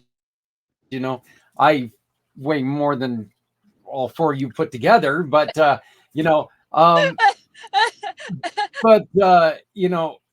we're still, we should be treated the same. We should be, again, no matter what the treatment is, we should be able to go out and find the treatment that's good for us. Find the treatment that's good for you. Not be told what treatment is good for you, because how in the hell am I going to tell you what's good for you? I may know you, but I'm not you. As a trauma processing specialist, that's one of the things that I want to implement as part of my program when I do gain the funding to have, an actual location for these services. So that's something that I'm looking to, bring on board, because when you get processed out the military, there's no preparation to prepare you for the real world. Yeah. None whatsoever. They're just like, okay, thank you for serving. Goodbye. They get your plane ticket. Go home, figure it out. Because I called my sister. I was like, hey, sis, I'm out. And then she's like, all right, come home. And I was like, what home? I don't have a home. She's like, you always have a home here. Just figure out how to get here. The military sent me to Puerto Rico, not New York. The military sent me to Puerto Rico because that's where I was enlisted from. So they said the last place that they had record of my legal residence, which was screwed up, because when I went back home, I ended up homeless and I was sleeping in the park. We had to go rescue her from Puerto Rico. Thank you. And they didn't care. They didn't bother to call emergency contact next to King, knowing that she was coming out, with injured and with, her mental. They just shipped her off and no care. And it's sad, because that's what they do to our soldiers, our veterans. They're like, use them and dispose them like a dirty diaper. Yeah. That's how I see it. And it's sad. It is. It's sad, and it's disgraceful that anyone gets treated like that, especially someone who gave up of their time, their free time, to sacrifice for our freedoms. Susan, can you please talk real quick about your treatment, what you are beginning to do, and your modality and everything that you're working hard to get started up? Oh, yeah, sure. So, actually, can I reroute this and go a little bit outside of this? I want to just focus back into a topic that women don't, I don't know, the medical community just kind of skirts over, is that women have totally different issues. We have different reproductive issues. We have a whole sorts of stuff that can go wrong that they really never want to address. It's almost like the medical community is embarrassed or awkward about it. They don't want to address those things that come into play, that we need the special attention. We need different stuff. And we're just not given that when we're injured. Especially childbearing years. Absolutely. Because when we get to a certain age, like me and my sister, we end up developing what's called ovarian cysts. And those things are absolutely painful. And when they burst, all they do, they send you to the hospital, they medicate you, then they send you home. But if you're our skin color, what do they do? Oh, you're seeking drugs. We got to do all these tests. Make you sit in that bed. And I didn't mean to take from you, but I just wanted to say this real quick. Take you, okay? We're going to take you and put you into a bed. And we're going to wait until all these tests are done before we even give you a freaking Tylenol for your pain. Because we want to make sure you're not here to take advantage of the opioids that we have access to. Right, because they automatically assume that that's why you're there, and that's horrible. And if it has any, and reproductive pain is so excruciating. It's so excruciating. And then you have to prove that that's what that is. And then you have to prove that you're not a drug addict just to get some pain relief. And it's just not acceptable. It's not right. And it shouldn't matter what sex you are, what color your skin is. Care should be care, and treatment should be open for everybody who needs it. And I know that there's huge problems within that, but I don't know. I don't have the answers. And I think we need to talk about it so that we can find it, because people don't want to talk about that. Well, I think the medical field just shouldn't, they shouldn't be able to just judge. Yeah. No, they shouldn't. Yeah. Guess what? We've all got our opinions, but if you want me to keep mine to myself, keep yours to yourself. Because if I see you speaking out against someone that I love, that I care about, I'm not going to be nice about it. I've told you, Susan, I've got to tell you this, that when I walked around with a broken neck for 3 years, 3 years, because they told me I was drug seeking.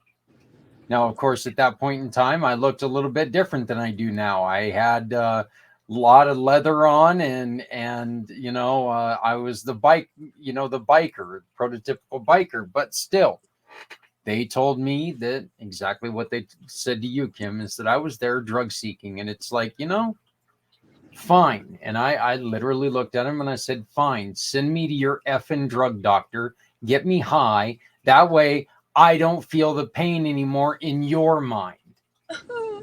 And it was the drug doctor who actually sent me to go get the images where they saw the break in my neck. And he was like, no one's ever scanned your neck. And I'm like, I was in a motorcycle accident. They put plates in my head. They never looked at my neck. No, we can't find any. It's like going, oh, thank God for this. So, but yeah, I mean, this is just, look, again, these stories are so, they're heartbreaking, but let's change the mood here. It's Okay. because Let's talk about the healing. the medical care system as a whole lacks empathy and compassion.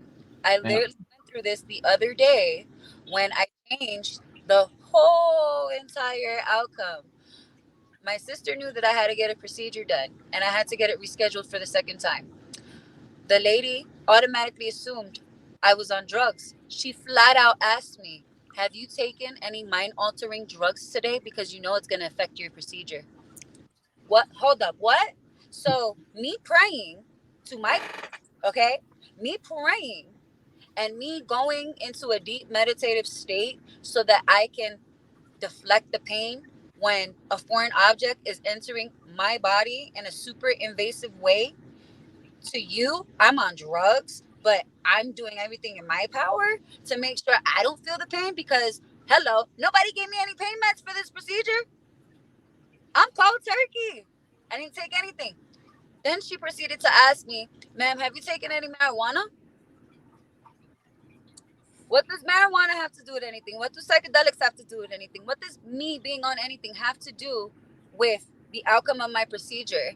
Because you already took a urine test and obviously you saw that it was clean. So why are you persisting on asking me these questions? Okay, no problem. I got dressed. I got up. I said, who is your supervisor? Went over to the supervisor. Supervisor looks at me and goes, I'm 22 years sober. I am so sorry that happened to you. The stigma needs to end. How can I help? I said, you can help by allowing me to come in here and help these people, your employees, learn, okay, about compassion, about empathy, about being a good human being, and actually wanting to care about your patient mentally, physically, and emotionally. Because that's my second time in there. That lady recognized me. I literally backed up when the lady came towards me because all I could think of was her sticking it Oh, out. That's invasive. That's invasive. Every single female on here knows exactly what I'm talking about. A tube inside of a tube that's already in your body. That's the size of a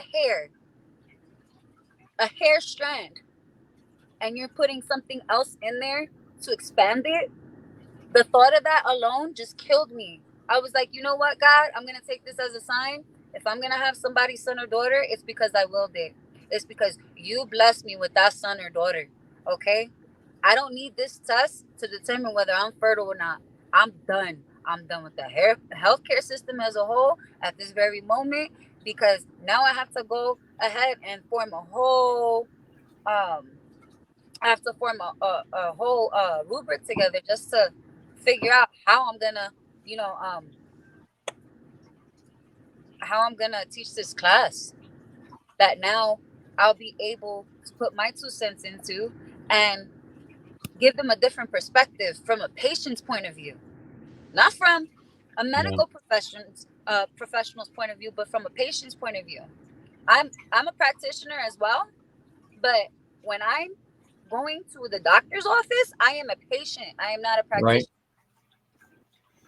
Yep. And So, and always remember that you have the right, if you're not comfortable, to say, I'm not comfortable with this technician. And if that means rescheduling, at least you're saying it very clearly. You're very calm. You're not being a crazy Karen. I'm not comfortable with this technician. I would like another one. And that just brings the awareness. It's just we have that right. We don't think that it's like, what are our rights? And until someone says, oh, no, you don't have to do that. If that doesn't feel right to you, you just say, no, I'm not comfortable. And it's okay. You know? Susan, can you Yep. tell us about your plans and what you're? Yeah, sure. So what, so being in constant pain, and not getting the right treatment, not getting the right medication that I needed to along my wellness journey, I wanted to be able to teach what I kind of have accumulated along the path. And so I was through all the different medications, I realized I had a very rare um, um, medication allergy to a lot of medications. And that really was hindering like my process of healing. So I had to kind of look and teach and learn from different teachers how to manage my pain without medication. I would have loved to have had medication, but I wasn't able to. So then I go, okay, well, how do I heal? Because I can't go around being in pain. And it takes a lot of accountability. Like I have to be accountable for what's happening here. And I have to slow down. Um, I have to have my list of things that ahead of time that might work at that moment. And you never know. You just don't know. Pain makes you crazy. Pain totally changes the way you're thinking. So you have to be ahead of the pain before it happens. And so through different holistic modalities, have I learned to be able to kind of, I don't always win, but I've learned to be able to at least feel like I'm in control of a very out of control situation. And so that is kind of what I do. I wish I did more of it because people our first human instinct is to go with medicine. But once you've gone through the medicine route, you realize, oh, that's not helping. Or I can use medicine along with holistic practices, and they work together really well. See, Susan, I actually really think that one of the reasons why we go with the medicine first is because we're told that the other stuff is voodoo, or the other stuff it's fake. But I hate to do this to you, Susan, because I know how much you've had to deal with pain. But look who decided to show up. Oh, talk about a pain. Yeah, royal pain in the ass. So, but yeah, he was our first guest this morning. He got to sit there and play host while I was trying to deal with put do this show on my iPhone. Ladies, I hate to say that we're out of time, but we're running out of time. What I want to do is I want to go around real quick, and Diamond, if I gave you a magic wand and you could wave it around and people would start doing something to make the world different, what would it be? I feel like my answer is always the same here, but it's for good reason. If everyone at the very least microdosed with psilocybin, really got out of their ego and was able to step in and embrace that empathy that we're all speaking about today, I think it would be a huge shift in consciousness. Yeah.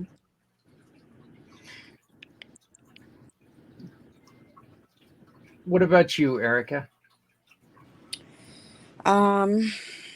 Like Diamond said, empathy, love, understanding,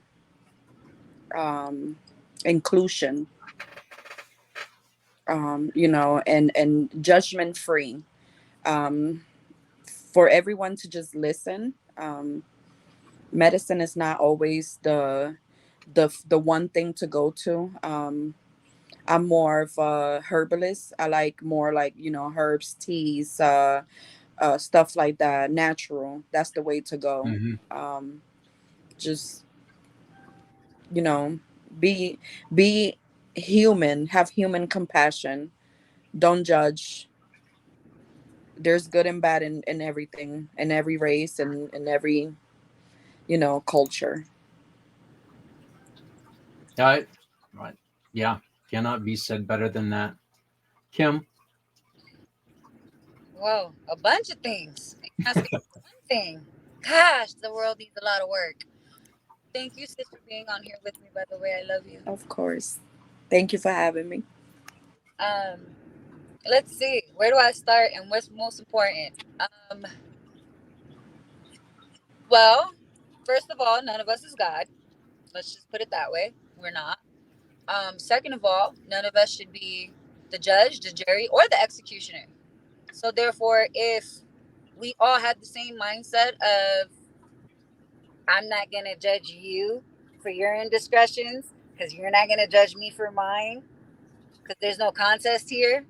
Because if there was, the person judging is probably the person that has the most discretions. Okay. Just lack of judgment. Come from a place of love and optimism, and actually think outside the box.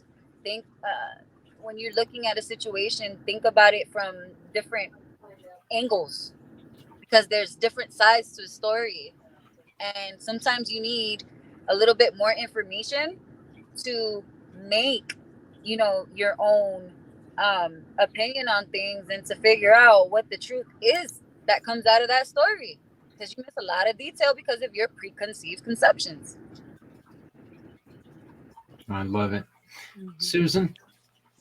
I would say compassion, because when you're in a state of being able to be compassionate with yourself first, and I think that that's where we need to start, is because that's hard. We if we're judging others, we're definitely hard on ourselves. So if everyone could just have a little more compassion and be able to show that and share that and live it, that would be huge. I think everything else would just kind of trickle because love's in there and joy is in there and everything else is in there. That lack of judgment. Yeah. Well, ladies, I would like to throw out the offer that maybe we can all find a time to get together and we can record another podcast and continue to talk about solutions on what we need to do. Okay, let's and we can bring that up and see what we can do there, because unfortunately with again, and Sean, get this, my internet failed again, but and it kind of screwed timing up and everything, and it's messed things up a little bit. But I would love to send an invite to you all for us to get together again and talk about this. Erika, I would love to talk to you about how Community Pay It Forward can help what you do. We can help you obtain some of the things that you do.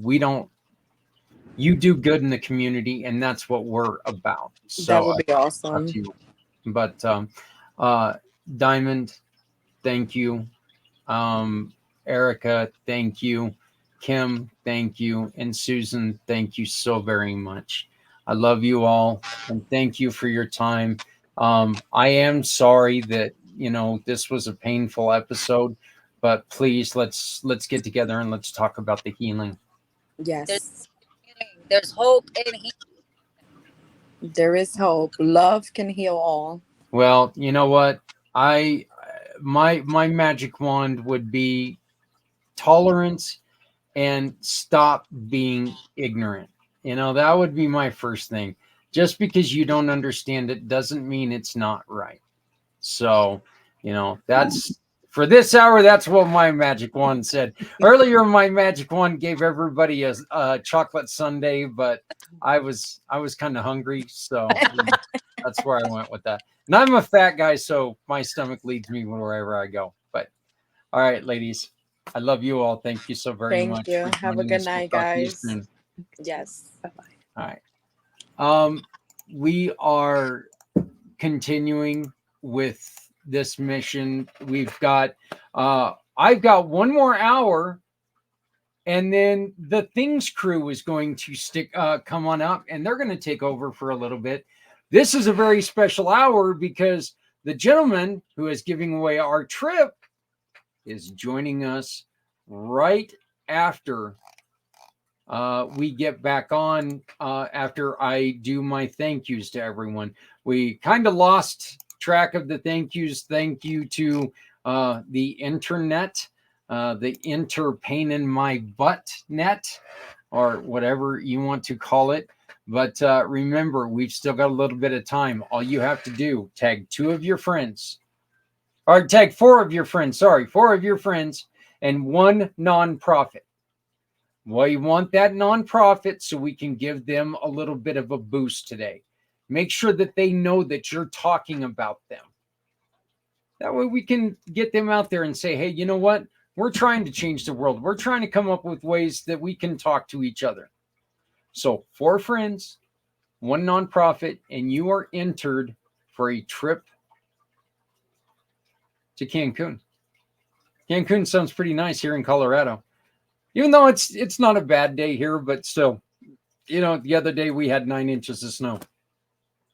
That sucked. So, but as I've been saying all day, there's no way I could have done this without the help of a ton of people. And all I can say is, if you've been a listener, if you've been part of the show, if you've joined us as a guest, no matter what you've done, if you've been somebody who's donated, seriously, no matter what you've done, you've helped us put this show on. And all I can say, honestly, is thank you.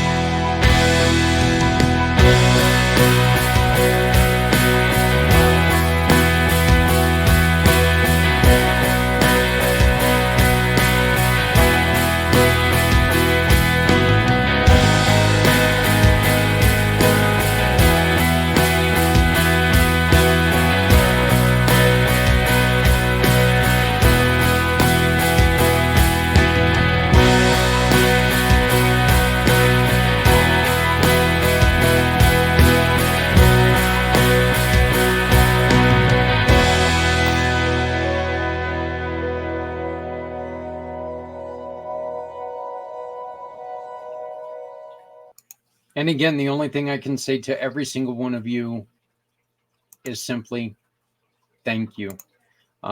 Every single one of you guys have made this possible. There's been a lot of things that have tried to get in my way to stop this show today. A lot of things. Internet and Facebook and internet, and my dog has killed me a couple times by like sitting at the door and gassing the room. But you know, we've made it this far. I think that I can last a little bit longer. One of the reasons why I can last a little bit longer is because of this gentleman. I met him at one point in time, and he loved the concept of my business, but the only problem is that we're not a nonprofit. And he deals with nonprofits. But the one thing he said to me that that I really took to heart is he goes, you know what? No matter if you're a nonprofit, we're going to find a way to work together, and we're going to try to find a way to help you, because what you're doing is fantastic. And it meant a lot to me to hear somebody go, not say, well, we would help you, but you got to give away 20% and keep 80%. You can't be giving away. That'll never happen with what we're doing. Okay. When a referral comes in, we give away at least 80%. That's it. Case closed. You don't like it? I'm sorry. I'm not out I'm not out here to make billions of dollars. A couple of 100 million, maybe, but that's down the road a little bit. Okay. But this gentleman looked at me and he said, you know what? We're going to find a way to do this. We're going to work together. We're going to get this done. I met him in Denver a couple weeks ago. It's the first time that we got to meet face to face.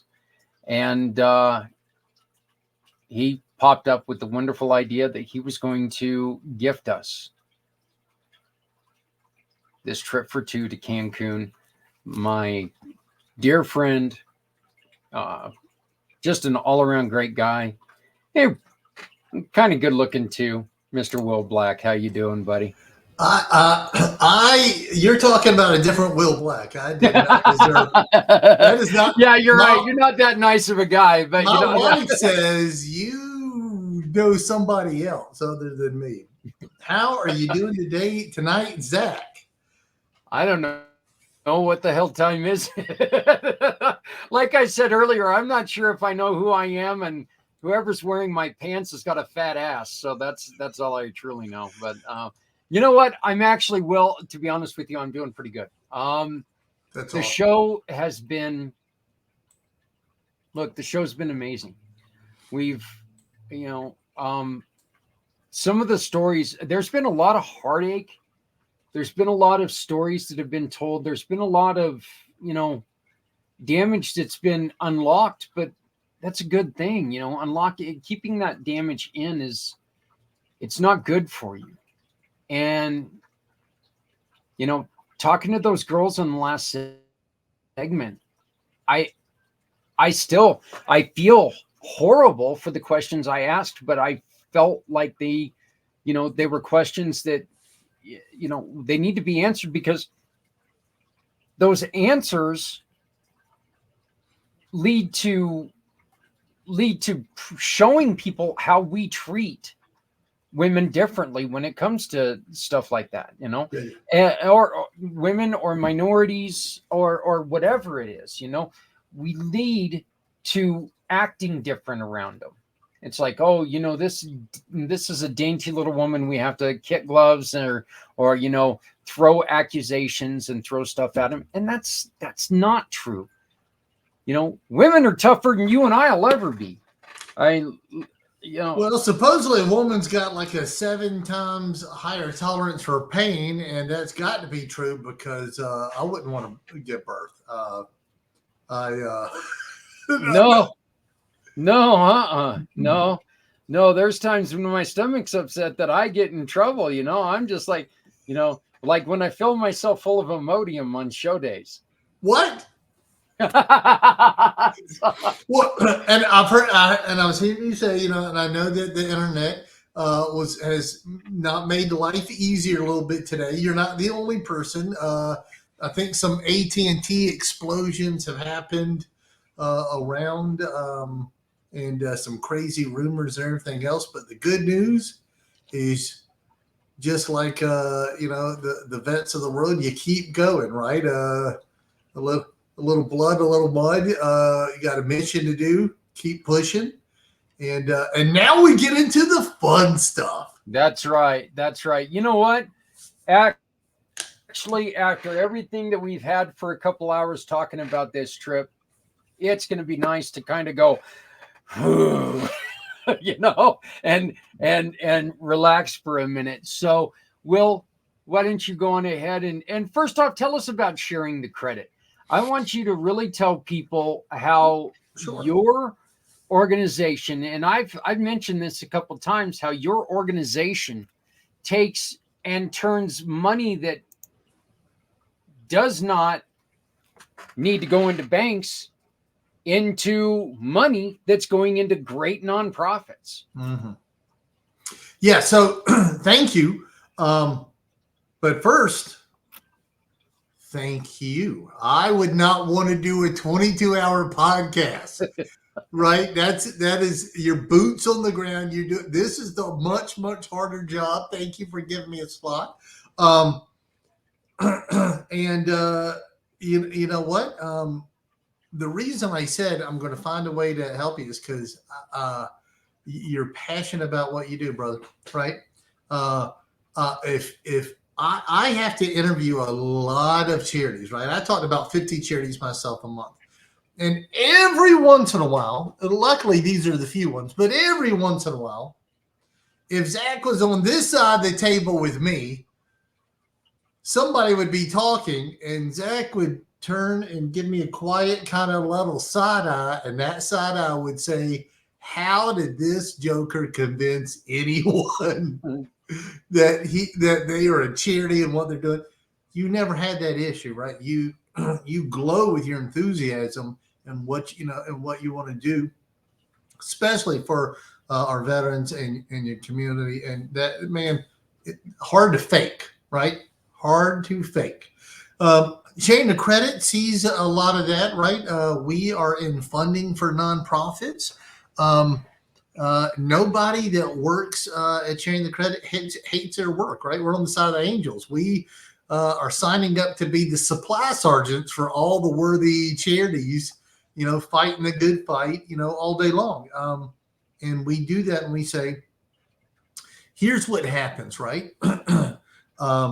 You meet anybody when we go into a business. It can be a physical store, it can be a website, right? In e-commerce, doesn't matter. And we pay that business in plastic, right? We pull out our debit card or our credit card. It doesn't matter what we're doing as long as we're paying a business in plastic. Well, that business, and you're going to have some business owners and they're groaning right now because they feel that at the end of the month, what happens? The Visa MasterCard system, they come in and they yank their fees out at the end of the month, right? I have so many guys call that the pound of flesh. And right now you got business owners going, you mean 2.5 pounds of flesh, right? 3 pounds of flesh. They don't invoice you. They go and they grab and they tell you afterwards.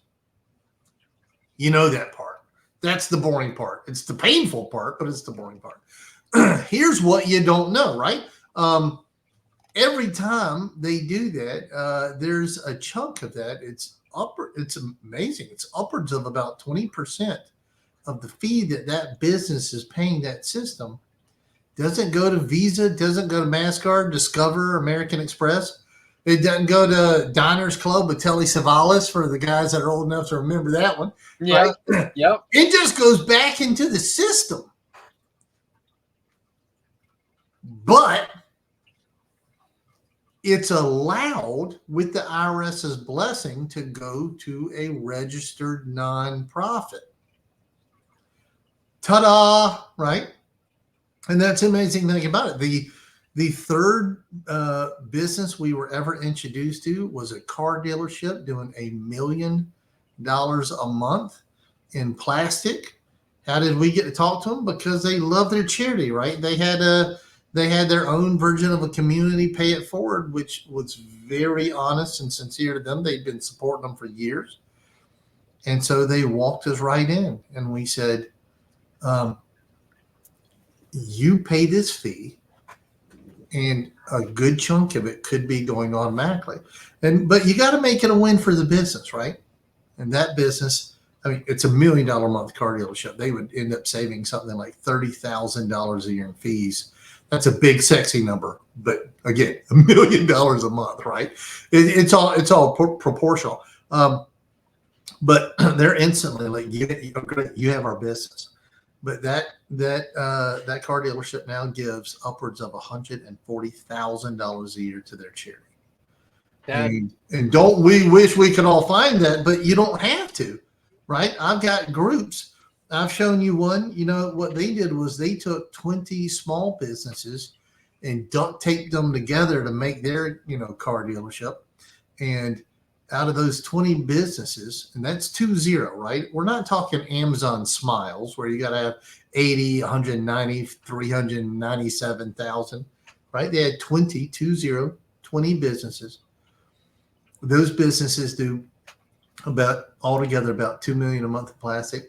Their charity gets $11,000 a month in ongoing support, month after month, year after year. They've been getting it for 5 years. And I love it. I promise you, I am not a socialist when I'm a rabid capitalist. When I say I give away other people's money, right? But the difference is you have a business, you're paying this fee. Part of it is an elective. That's crazy. Part of it you can say, but does it have to go back into the system to buy a bank president a new Lexus? Can I save puppies? Can I build houses with Habitat for Humanity? Can I feed the homeless? Can I give it to something like a community pay it forward? Well, you better believe you can, right? And that's the whole point. We're just now getting it off the ground. We've only been doing it for about 12 and a half years, giving away millions of dollars. I feel so bad about it. I'm going to keep doing it. I'll bet. Will, I'm going to do it till the day I die. So that's it. One of the things that we really need, like the nonprofits to understand here is, guess what? Nonprofits, we depend on local business. Okay. There's local business that when we walk in, they know exactly who we are. They love what we do. They understand what we do. They see what we do every day. Right. Walking into some of these smaller businesses and go, hey, you know what? Can I introduce you to this guy, Will? He can help you save money. Oh, and by the way, then every time somebody runs a credit card, you'll be donating to us. Right. Yeah, and you What's just the said worst something, right? That can happen other than, maybe hell no. Well, you actually just said two giant things, right? One, it's you got to save the business money. By the way, if you've had your merchant account a year, you're overpaying, right? If it took that long, the charity starts the conversation, but you got to save the business money or they don't move forward. But I love what you're saying because it's absolutely a little grassroots campaign. We talk to a lot of charities and they get very excited and they want to go after like a big box store or something. And I said, community, you have 2,000 businesses right down Main Street, all of which that could, and you don't need 2,000 to completely fund everything you need, right? And that's the beauty about it. They give us the ability, I'm going to date myself here. I don't think I'm going to offend anybody. I'm turning 55 next month. In the early 90s, right, it was important, that door sticker, Visa, MasterCard, Discover, Amex, right? That was important on a business because I'm just trying to get a burrito real quick here for lunch, right? I've got 30 minutes. Do I need cash to go into this joint, right? Or can I use my card, right? And, it wouldn't be into the early 2000s where we would really start making a big switch.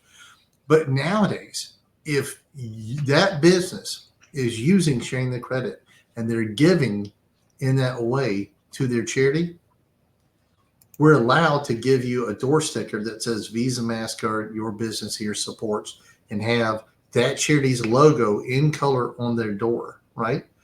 And that's such a huge blessing because, like I said, you've got businesses right up and down Main Street. They've got the cattle brand of their charity on their front door, right? And on the checkout page of their website. But the businesses, they get such a blessing out of it because they say, when you shop with me, you're automatically supporting this worthwhile charity. And right, nobody hates that. And all without saying, do you want to add $1 or you want to round up all the things that make you want to rip your hair out, right? Just give me my pizza and let me get. No, it's invisible except for that little bit of thing. But I will say one thing. If any of your guys would like to reach us, they can certainly go through Zach and everything. But you can also just email me at Will, WILL, at sharingthecredit.com. That's it. If you've got a nonprofit, we'd love to talk to you. If you've got a business and you want to support your nonprofit, I'm going to put you on, onto the for-profit side of the company, but they're going to show you how to do it anyway. Now, let's get into Cancun. That's what we're here. Yeah, I wanted to bring this up again, and I'm just going to give a real shout out for this family, the Wilson family. Yeah. They have been, Terry was with me at 3:30 Mountain Time this morning. Okay. Terry has entered every hour since. So Terry has, and she's done such, look at this. She's put out stuff like this to all of her friends all day long. Help us at the QR code with the silent auction. She's been fantastic. Her entire family. They keep sharing, hey, we're doing great things. Get in here. Help us out. They're doing great things. Share the word. Well, God bless Terry. What's that? I said, God bless Terry. Yeah, I agree. The entire Wilson family, I want to thank you all so very much. And she was a great guest this morning, and she's done, I cannot thank you enough. I really can't. So, but yeah, tell us about Cancun, my friend. I've heard you might have been there once or twice. Did you make a wrong turn in Albuquerque? I made the right turn, my friend. This is not Bugs Bunny and Daffy getting lost on the way to Pismo Beach. This is, I love it. I tell you, I really like going. I'm from Savannah, Georgia, right? People say, "Where's Savannah on on sea level?" And the answer is yes, right? So we freebase salt water here, right? You're up there, and when I go to Denver, I'm like, "Hey guys, your air, where do you keep it?" Right? Because in Savannah, and I've said this joke, it's an antique. We chew our air, right? We chew it. It's a little more prevalent, but there are two places I do love to go, right? And that is Cancun and Jamaica. The resorts are wonderful. The food is fantastic. The water, I'm going to tell you right now, the water, when you get in the seawater, it is warmer than the pool. It is an odd thing. I like to dive, right? I'll put on the tank and go frog manning out there. Both of them have such beautiful, beautiful water, but the food and everything's amazing. The trip I gave here for Zach, because I love what Zach does, it's good for 2 adults and 2 children. And you cover the airfare there, and if you want to upgrade to all inclusive, you want to upgrade to all inclusive, right? Depending on when you go, I love to go like the first, second week of October. Whenever I do that, let me tell you what happens, right? You're there for a day. Day 2, 60% of the entire resort leaves. You're like, is it something I said? And so then if you're in the jacuzzi, if you're on the dance floor, if you're getting a selection of wine, if you're doing whatever, 60% of the people you then meet are all vacation professionals, right? Because they know how to work the system, baby, right? It's like if you ever meet a guy and he works in the finance department of a car dealership, and so he owns a car, I always say this, for like 9 months at a time, and he doesn't even get a chance to wash it twice, because he turns in and gets. That's what these guys do, so they know it. And when you do it around then, the all inclusive is like $500, and that's for 4 people. So that's like $125 a person, and all inclusive means everything you eat, everything you drink, you don't carry around money. That's just it. You carry around your room key. My favorite thing is I've told you this. I've said this on a couple of my of our announcements and things, because we give these away. We love to give these to our charities to let them have things to speed them up, and to do all the stuff they're doing. I say, guys, you think a manly man there, right? Whiskey, beer. I'm going to be hitting Corona and IPAs and what have you. Day 2, you're going to be on a pina colada. You think that's a joke? I'm a married man. I've got 2 stupidly beautiful children, but I was at one of these places years ago, and a real pretty girl said she's drinking a pina colada, and I'm like, did you wake up on the wrong side of the 70s, right? The pina colada song, what's happening, right? And she pushed her drink toward me and straw and everything and said, try mine. And I said, I would be willing to smooch this girl, so I will take a sip of her drink.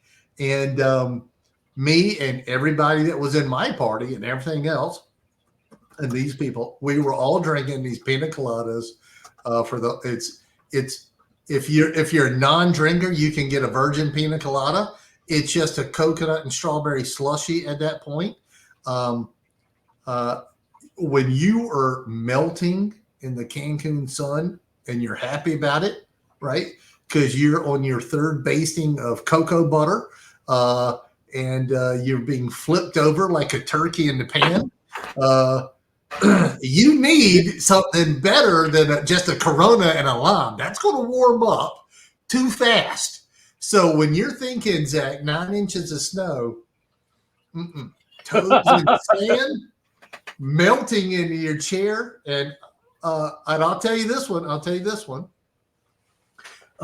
Almost, you can pick 1 of 3 different resorts with this trip, right? And by the way, yes, 2 adults, 2 children. You don't have to take the kids. We just had a group, and they're like, anniversary's coming up. This is going to get me a lot of good points with the spouse. It's going to be just us. And I said, that is allowed. You're perfectly allowed to do that. But there's all of these resorts, except for this one. There's one I haven't been to, but I'm sure they still do it because it's so popular. There's a bar in the pool. Zach, there's a bar in the pool. I'm going to say it again. Literally in the pool, there's a bar. Wow. And you swim up to it, and there's a seat that comes up out of the floor. It's that rough kind of stucco plaster pool bottom. You don't care because you're kind of floating on it a little bit anyway. And whether you get a virgin pina colada or beer or whatever you're going to drink, or a not virgin one, it's a fun time to be had. And I'm a man who likes his food. It's like being in Valhalla when you see them lay out a buffet that's 32 foot, long, and there are 3 of them, right? Yeah. You're like, am I in downtown Vegas, right? What's going on? and then they clear all that, and then they put it all out, a new one out for lunch, and they clear that, and they put it all out for dinner. Or you can go, you do the all inclusive. You can go to any of these little restaurants. It's just a good time to be had. So tell me about this. Well, do they have like really good fishing and other activities around there? Oh yeah. And you can always add on, right? If you want to just go do different things. Here's one I'm going to tell you it sounds great. It looks great in the movies. It doesn't fire across in reality well. And that is riding a horse in the surf. You told me about this. I did tell you that, but I didn't get to tell everybody who's here or who's going to, watch the recordings and stuff. It looks great in movies, but if you're there and more likely in a bathing suit or something else, and you've got horsehair and salt water on your legs and everything else, acts as an abrasive, and you will be chafed for the rest of your time. You also will learn to do this. Zach, we're going to end up doing this annually, right? I'm gonna make sure you get one of these annual. You also got to learn to pace yourself, man, and listen when I say that. Whoever goes, pace yourself, because what happens is day 1 and day 2, when you're trying to kill yourself to do everything, because it's like, and you're like, no, you got 5 days, you got 4 nights, you're good. The best thing you need to do is you go for about a day and a half, you're going to kill yourself, and then you're going to sit there and you're going to melt in a chair, and you're going to turn off your cell phone, and you're going to go get another pina colada, or you're going to go scuba diving. So in the all-inclusive stuff, so much is built in, but there's always extra stuff if you just want to throw something extra in and go do it. But I always say, whatever you do, all-inclusive. Depending on the time of year you want to use it might be a little bit less expensive, a little bit more expensive. Like I said, I like to go at the end of the season, and then it's like, for me, it's like $400 or $500. It's like $125 a person for my whole 4-member family to go, and it's a good time. And I like food. I like food a lot. I like food so much. I indulge in it every day, generally multiple times a day. Yeah. I seem to resemble that remark. That sounds indulgent, I'm telling you. Yeah, there's actually a reason why I just threw my arms up in the air. Look at this message, my friend. What? Just sent Will an email, excited to explore the possibilities for Healing Warriors program. Well, Janet, I would love to talk to you about Healing Warriors program, right? Yes, you are going to love to talk to her about. It's a wonderful program. We had a great conversation around the 3 o'clock hour, 5 o'clock your time. Look, she and I said this. Will, oh, God bless you. This is so well done. Look at that. See, just in case people don't understand my Southern drawl. Yeah, Will, the thing about Janet is this. She is such a great ally to have, because you know what? If a nonprofit asks a question or has a concern or something like that, and she hears it, she calls them and tries to help them through it. I've introduced her to a couple people in faraway lands, let's put it that way, who she has reached out, and they've become great friends. And Janet's helping them push their nonprofits forward. She's a perfect ally to have. She is one of the best people. You're really going to enjoy the discussion. She's already sent the email, so this is going to be fantastic. Awesome. You are going to love this conversation with her. Awesome. Now, I'm going to tell you, just in case, whenever we follow up, I always say, I'm the boss, I'm the founder, but you can, your people can always reach directly out to me. But at the same time, on there is going to be one of my people, especially my main executive assistant. That's Alicia. Her last name is Bryan, Bryan. My email is a little simple. It's Will at, hers is Brian at sharingthecred.com. And 9 times out of 10, whenever somebody needs something, okay, well, I'm the founder, right? So I'm talking to organizations all day long. I talk to about 50 charities a month. Before I'm even off the call, she has it in your inbox, and that's a really cool thing to have. But again, Cancun, and I'm even going to say this: we're actually going to Cancun in like the second week of April, and we're doing a little bit of a thing. And if you have a nonprofit, we're opening up several. We've got a few slots left between us and our group of the Strategic Advisor Board we work with. That's bringing out several people. We're going to give a few more of these away to people if they want to use it to go to the April thing. If you do that, of the 5 days and 4 nights that we're going to be there, there's still going to be plenty of melting in the beach time, plenty of buffet time, plenty of getting one more pina colada. But at the same time, you're going to get to powwow with us, right? And while we're sitting there having a lunch, while we're sitting there having drinks, while we're sitting there doing whatever, we get to do some real deep dive work. And isn't that fun? This is the best kind of intensive that you can ever have, because we sit down for 45 minutes to an hour. We get to build off each other's energy a little bit, ask questions, and we get to come up with the ideas for our own groups. And then we get to go back and get in the sun and get a drink. And then we get to go have lunch, and we sit around and we chat it out and say, well, tell me about how I can better use the $10,000 a month Google ad grant system, right? And we walk it through, and then everybody goes out onto the beach for a couple of hours. Or one of my favorites, I'm going to pro tip. Most of these places have hammocks along the beach and a nice little shady thing. And it's really nice around 3:30 to go lay down in a hammock for about 45 minutes and snooze it and rest it off. And then like a little afternoon siesta. And then what are you trying to give me, heartburn here? Come on, talking about siestas. There are blessings from heaven, and they just trying to give me heartburn. I mean, come on, siestas, talking about naps and stuff. What are you doing to me? It's wonderful. It's wonderful. But it's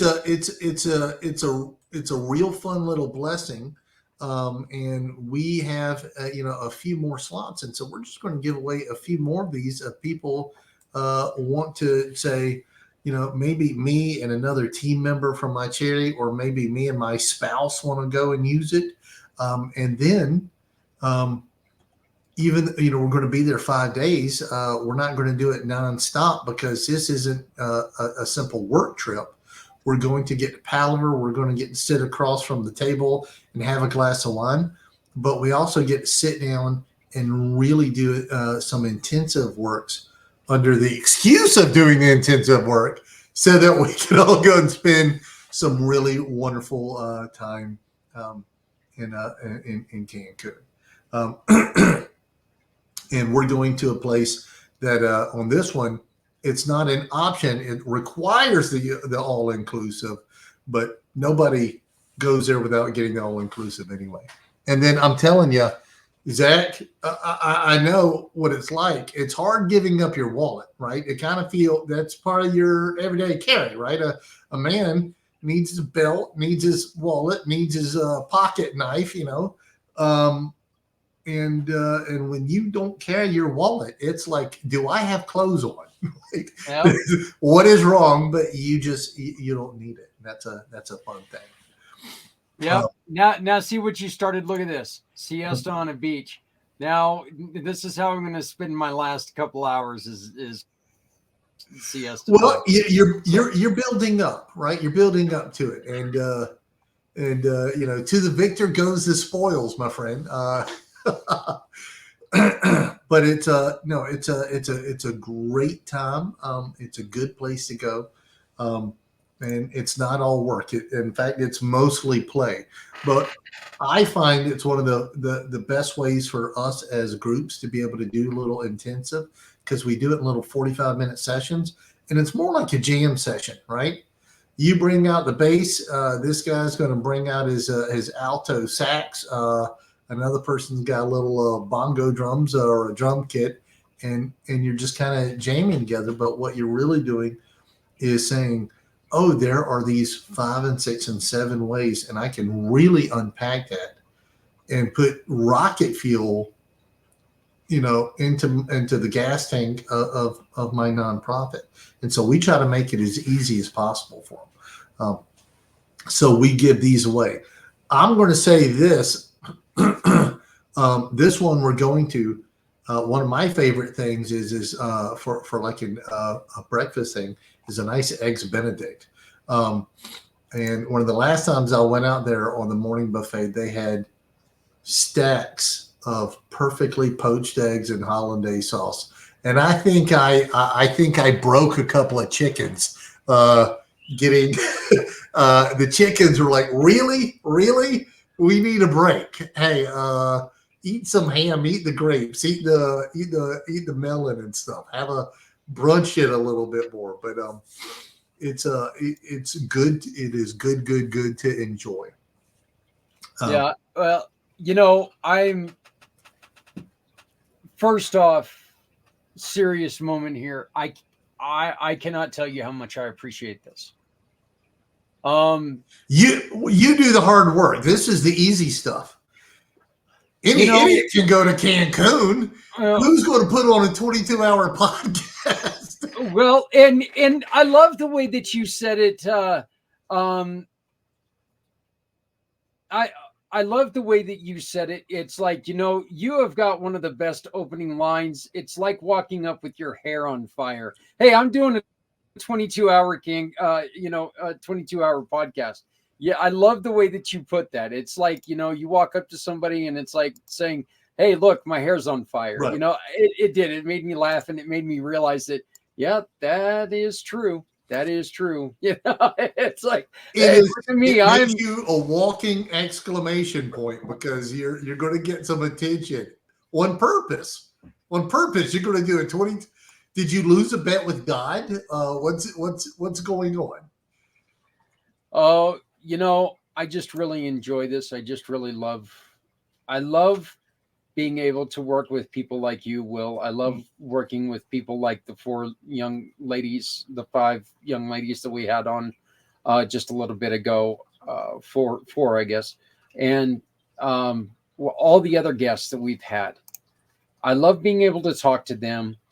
And I love the fact that we all, no matter who we are, no matter the differences that we may have, we're all super focused on one thing.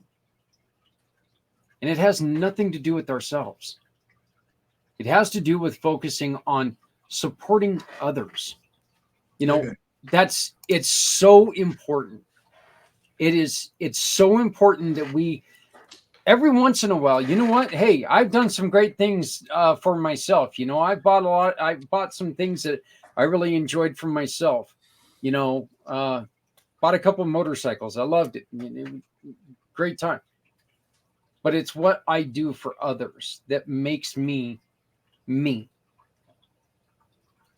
I love the work that we do. And it's individuals like you who make this, who prove to people that, we've got something here. Because look, this is something that we get to give away, a trip to Cancun. Last year, I would have said, okay, we live in Greeley. We get to give away a trip to Garden City, which is connected. We have a Garden City right outside of Savannah. Oh man, I'm from Garden City, Kansas. So, by the way, Terry, Terry says that she is your neighbor. When it comes to Savannah, she lives right by you. So, the one of the potential winners, she might be able to come over and meet you to get the certificate. That's awesome. Well, let me tell you something, right? And I'm also Rotarian, and for a number of years we did the not ringing the bell. We had to shake the can because we were in a mall. But at Christmas time, right? And you know what I learned? You can't cherry pick who's going to give. Mm-hmm. You can't cherry pick. I don't get white, black, plaid, man, woman, young, old, strong and healthy, in a wheelchair or struggling with a disability. There's no way to know. You can't tell by on their face. I've had people with a scowl come by and, oh, here. You know, you never know. And then I got into this. I'm rabid capitalist, and I did not purposely get into nonprofits. I say God dug a hole and then talked really close to me until I backed up and fell in it and said, that's where I wanted you.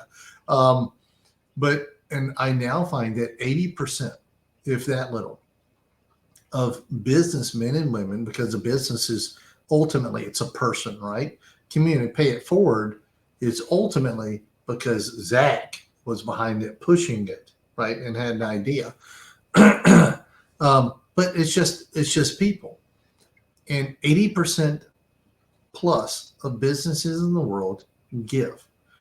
And I find this to be in a world where we're being told more by the news that we have such a divisive culture.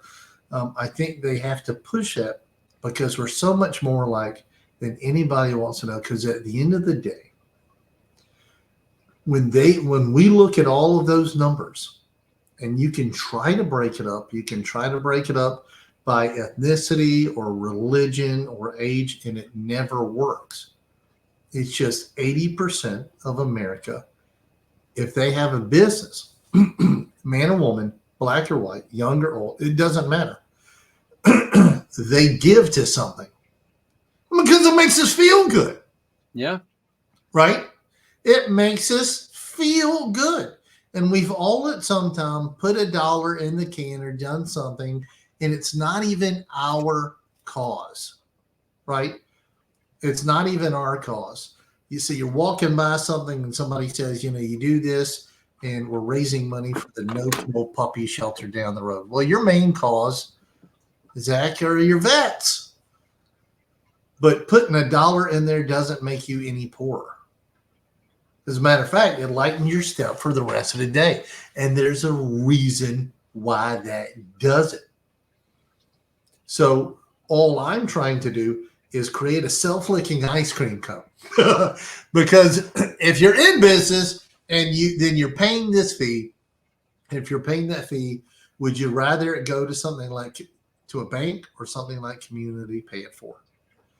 And if Cancun helps people see that a little more clearly, that is too small a payment for too great a blessing. And I think we should. I feel so bad about it. I think we should do it every year. No, you know what? I'm in because it's made a huge difference. It's made a huge difference. It's people are excited. People are loving it. And you know what? It's fun. It's been fun watching people reach out to their friends and then their friends reaching out and their friends seeing what's going on. You know, this has been, look, I love what we're doing, but this is the thing. Well, this is what we are doing. I am sitting here, yes, for 22 hours. Mm-hmm. But the only thing that's paying for that is my poor chair and the floor underneath it, you know, because those are the ones taking all the weight of this. Other than that, I'm having fun. I'm learning lessons. I'm meeting people. I'm hearing story. I, once in a while, get my blood pressure up when I hear something that's just infuriating. But then again, I get ready to fall on my ass when I hear great stories. And Janet says something just perfect right here, that I've formed a family of organizations that are all working to get towards a common goal. See, that's the thing, is that my company depends on all of you to make this special. This has nothing to do with one person. This has everything to do with us. And Will, you are a huge part of us. And I thank you very much for being part of us.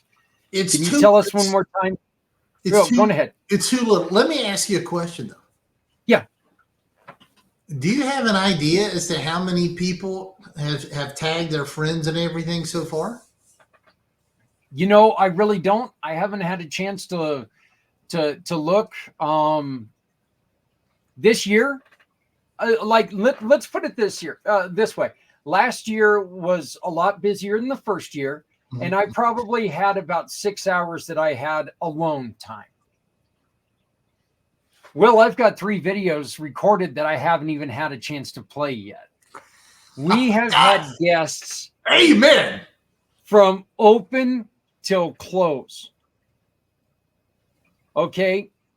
We've got Things Network, which is going to be taking over here in about 5 minutes for us. Some great paranormal stuff, and this is really cool thing because we've got a gentleman who is going on the honor flight, and that is really special. Yeah. So that is awesome.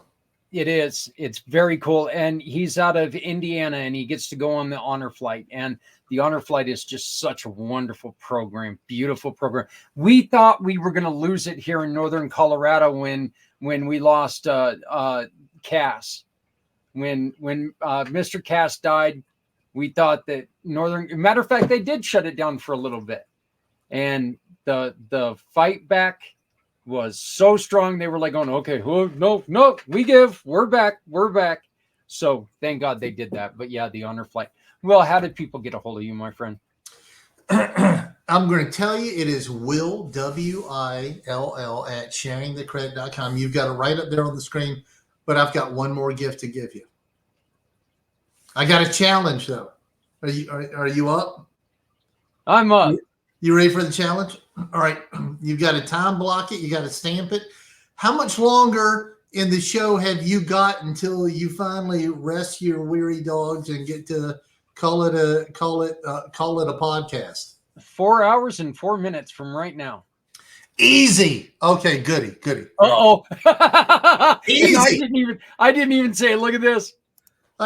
Easy. Here's what I'm going to say, all right? Double or nothing. If your people, for Zach, this is for you. It doesn't go to me. I don't get any whatever, right?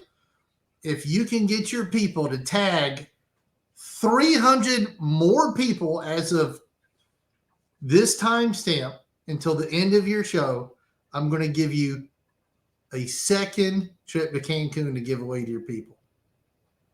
Holy cow. You get 2. You guys heard it. Right? Now, I said double or nothing. That's total bunk. You've at least got 1. It's not double or nothing. Right? We always say double. Right here. Terry says it. We got this. Right. You absolutely got it. I bet you probably. Oh my God. He's all confident. Look at that. I got it. By the way, just to let you guys know, the once an hour restriction is now lifted. Let's go. Let's get as many people on here as we can. You get in 300 people from whatever you've got right now, right? And Sharing the Credit is giving Community Pay It Forward to 2 people, two set. Ultimately, either 2 couples or 2 sets of 4, 2 whatever. We're going to give away 2 Cancun trips. They are yours, my friend. Too small a payment for too big a work that you're doing. I bet the trick is if your team does 300 in the next hour, don't stop and keep the momentum. Don't lie, but say, no, we need 50 more, right? Because people, at the end of the day, none of this goes to Sharing the Credit.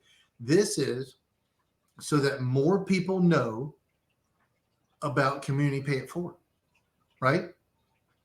This is just so that more people can say, we're going to actually do what what we say we're going to do. Zach's biggest problem with teams in the past is, Zach, you're not keeping the money you're raising and giving away this little pittance. Give away 20%, keep 80. No, you're like, I'm in the job of taking it and handing off it, that like a baton in a financial relay race. We got people, they need help. Same thing with sharing the credit. We are the supply sergeant on the side of the Angels. Y'all are the Angels. 300 more people, not for sharing the credit, tag 300 people more, 300 more. Community Pay It Forward is going to get something. Cancunese, my Cancunese is off. You know what? But your English is just perfect. Will, we got to run. Things is coming up right now with their show. Brother, thank you. I will contact you. If not, if I wake up, I'll contact you tomorrow. If I don't, Monday. That's all right. You Thank detox you, and I'll still be here. All right. Sounds good. Go Thank team you, Community Pay It Forward. There we go. Thank you, sir. Have a great night. You Okay, too. everybody, guess what? It's time for some paranormal fun. We are taking off for a minute.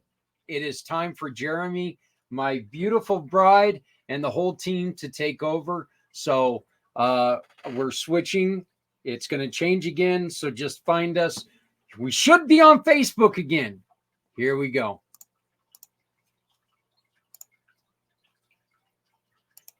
Oh my God, that's not good. I've logged out of my account.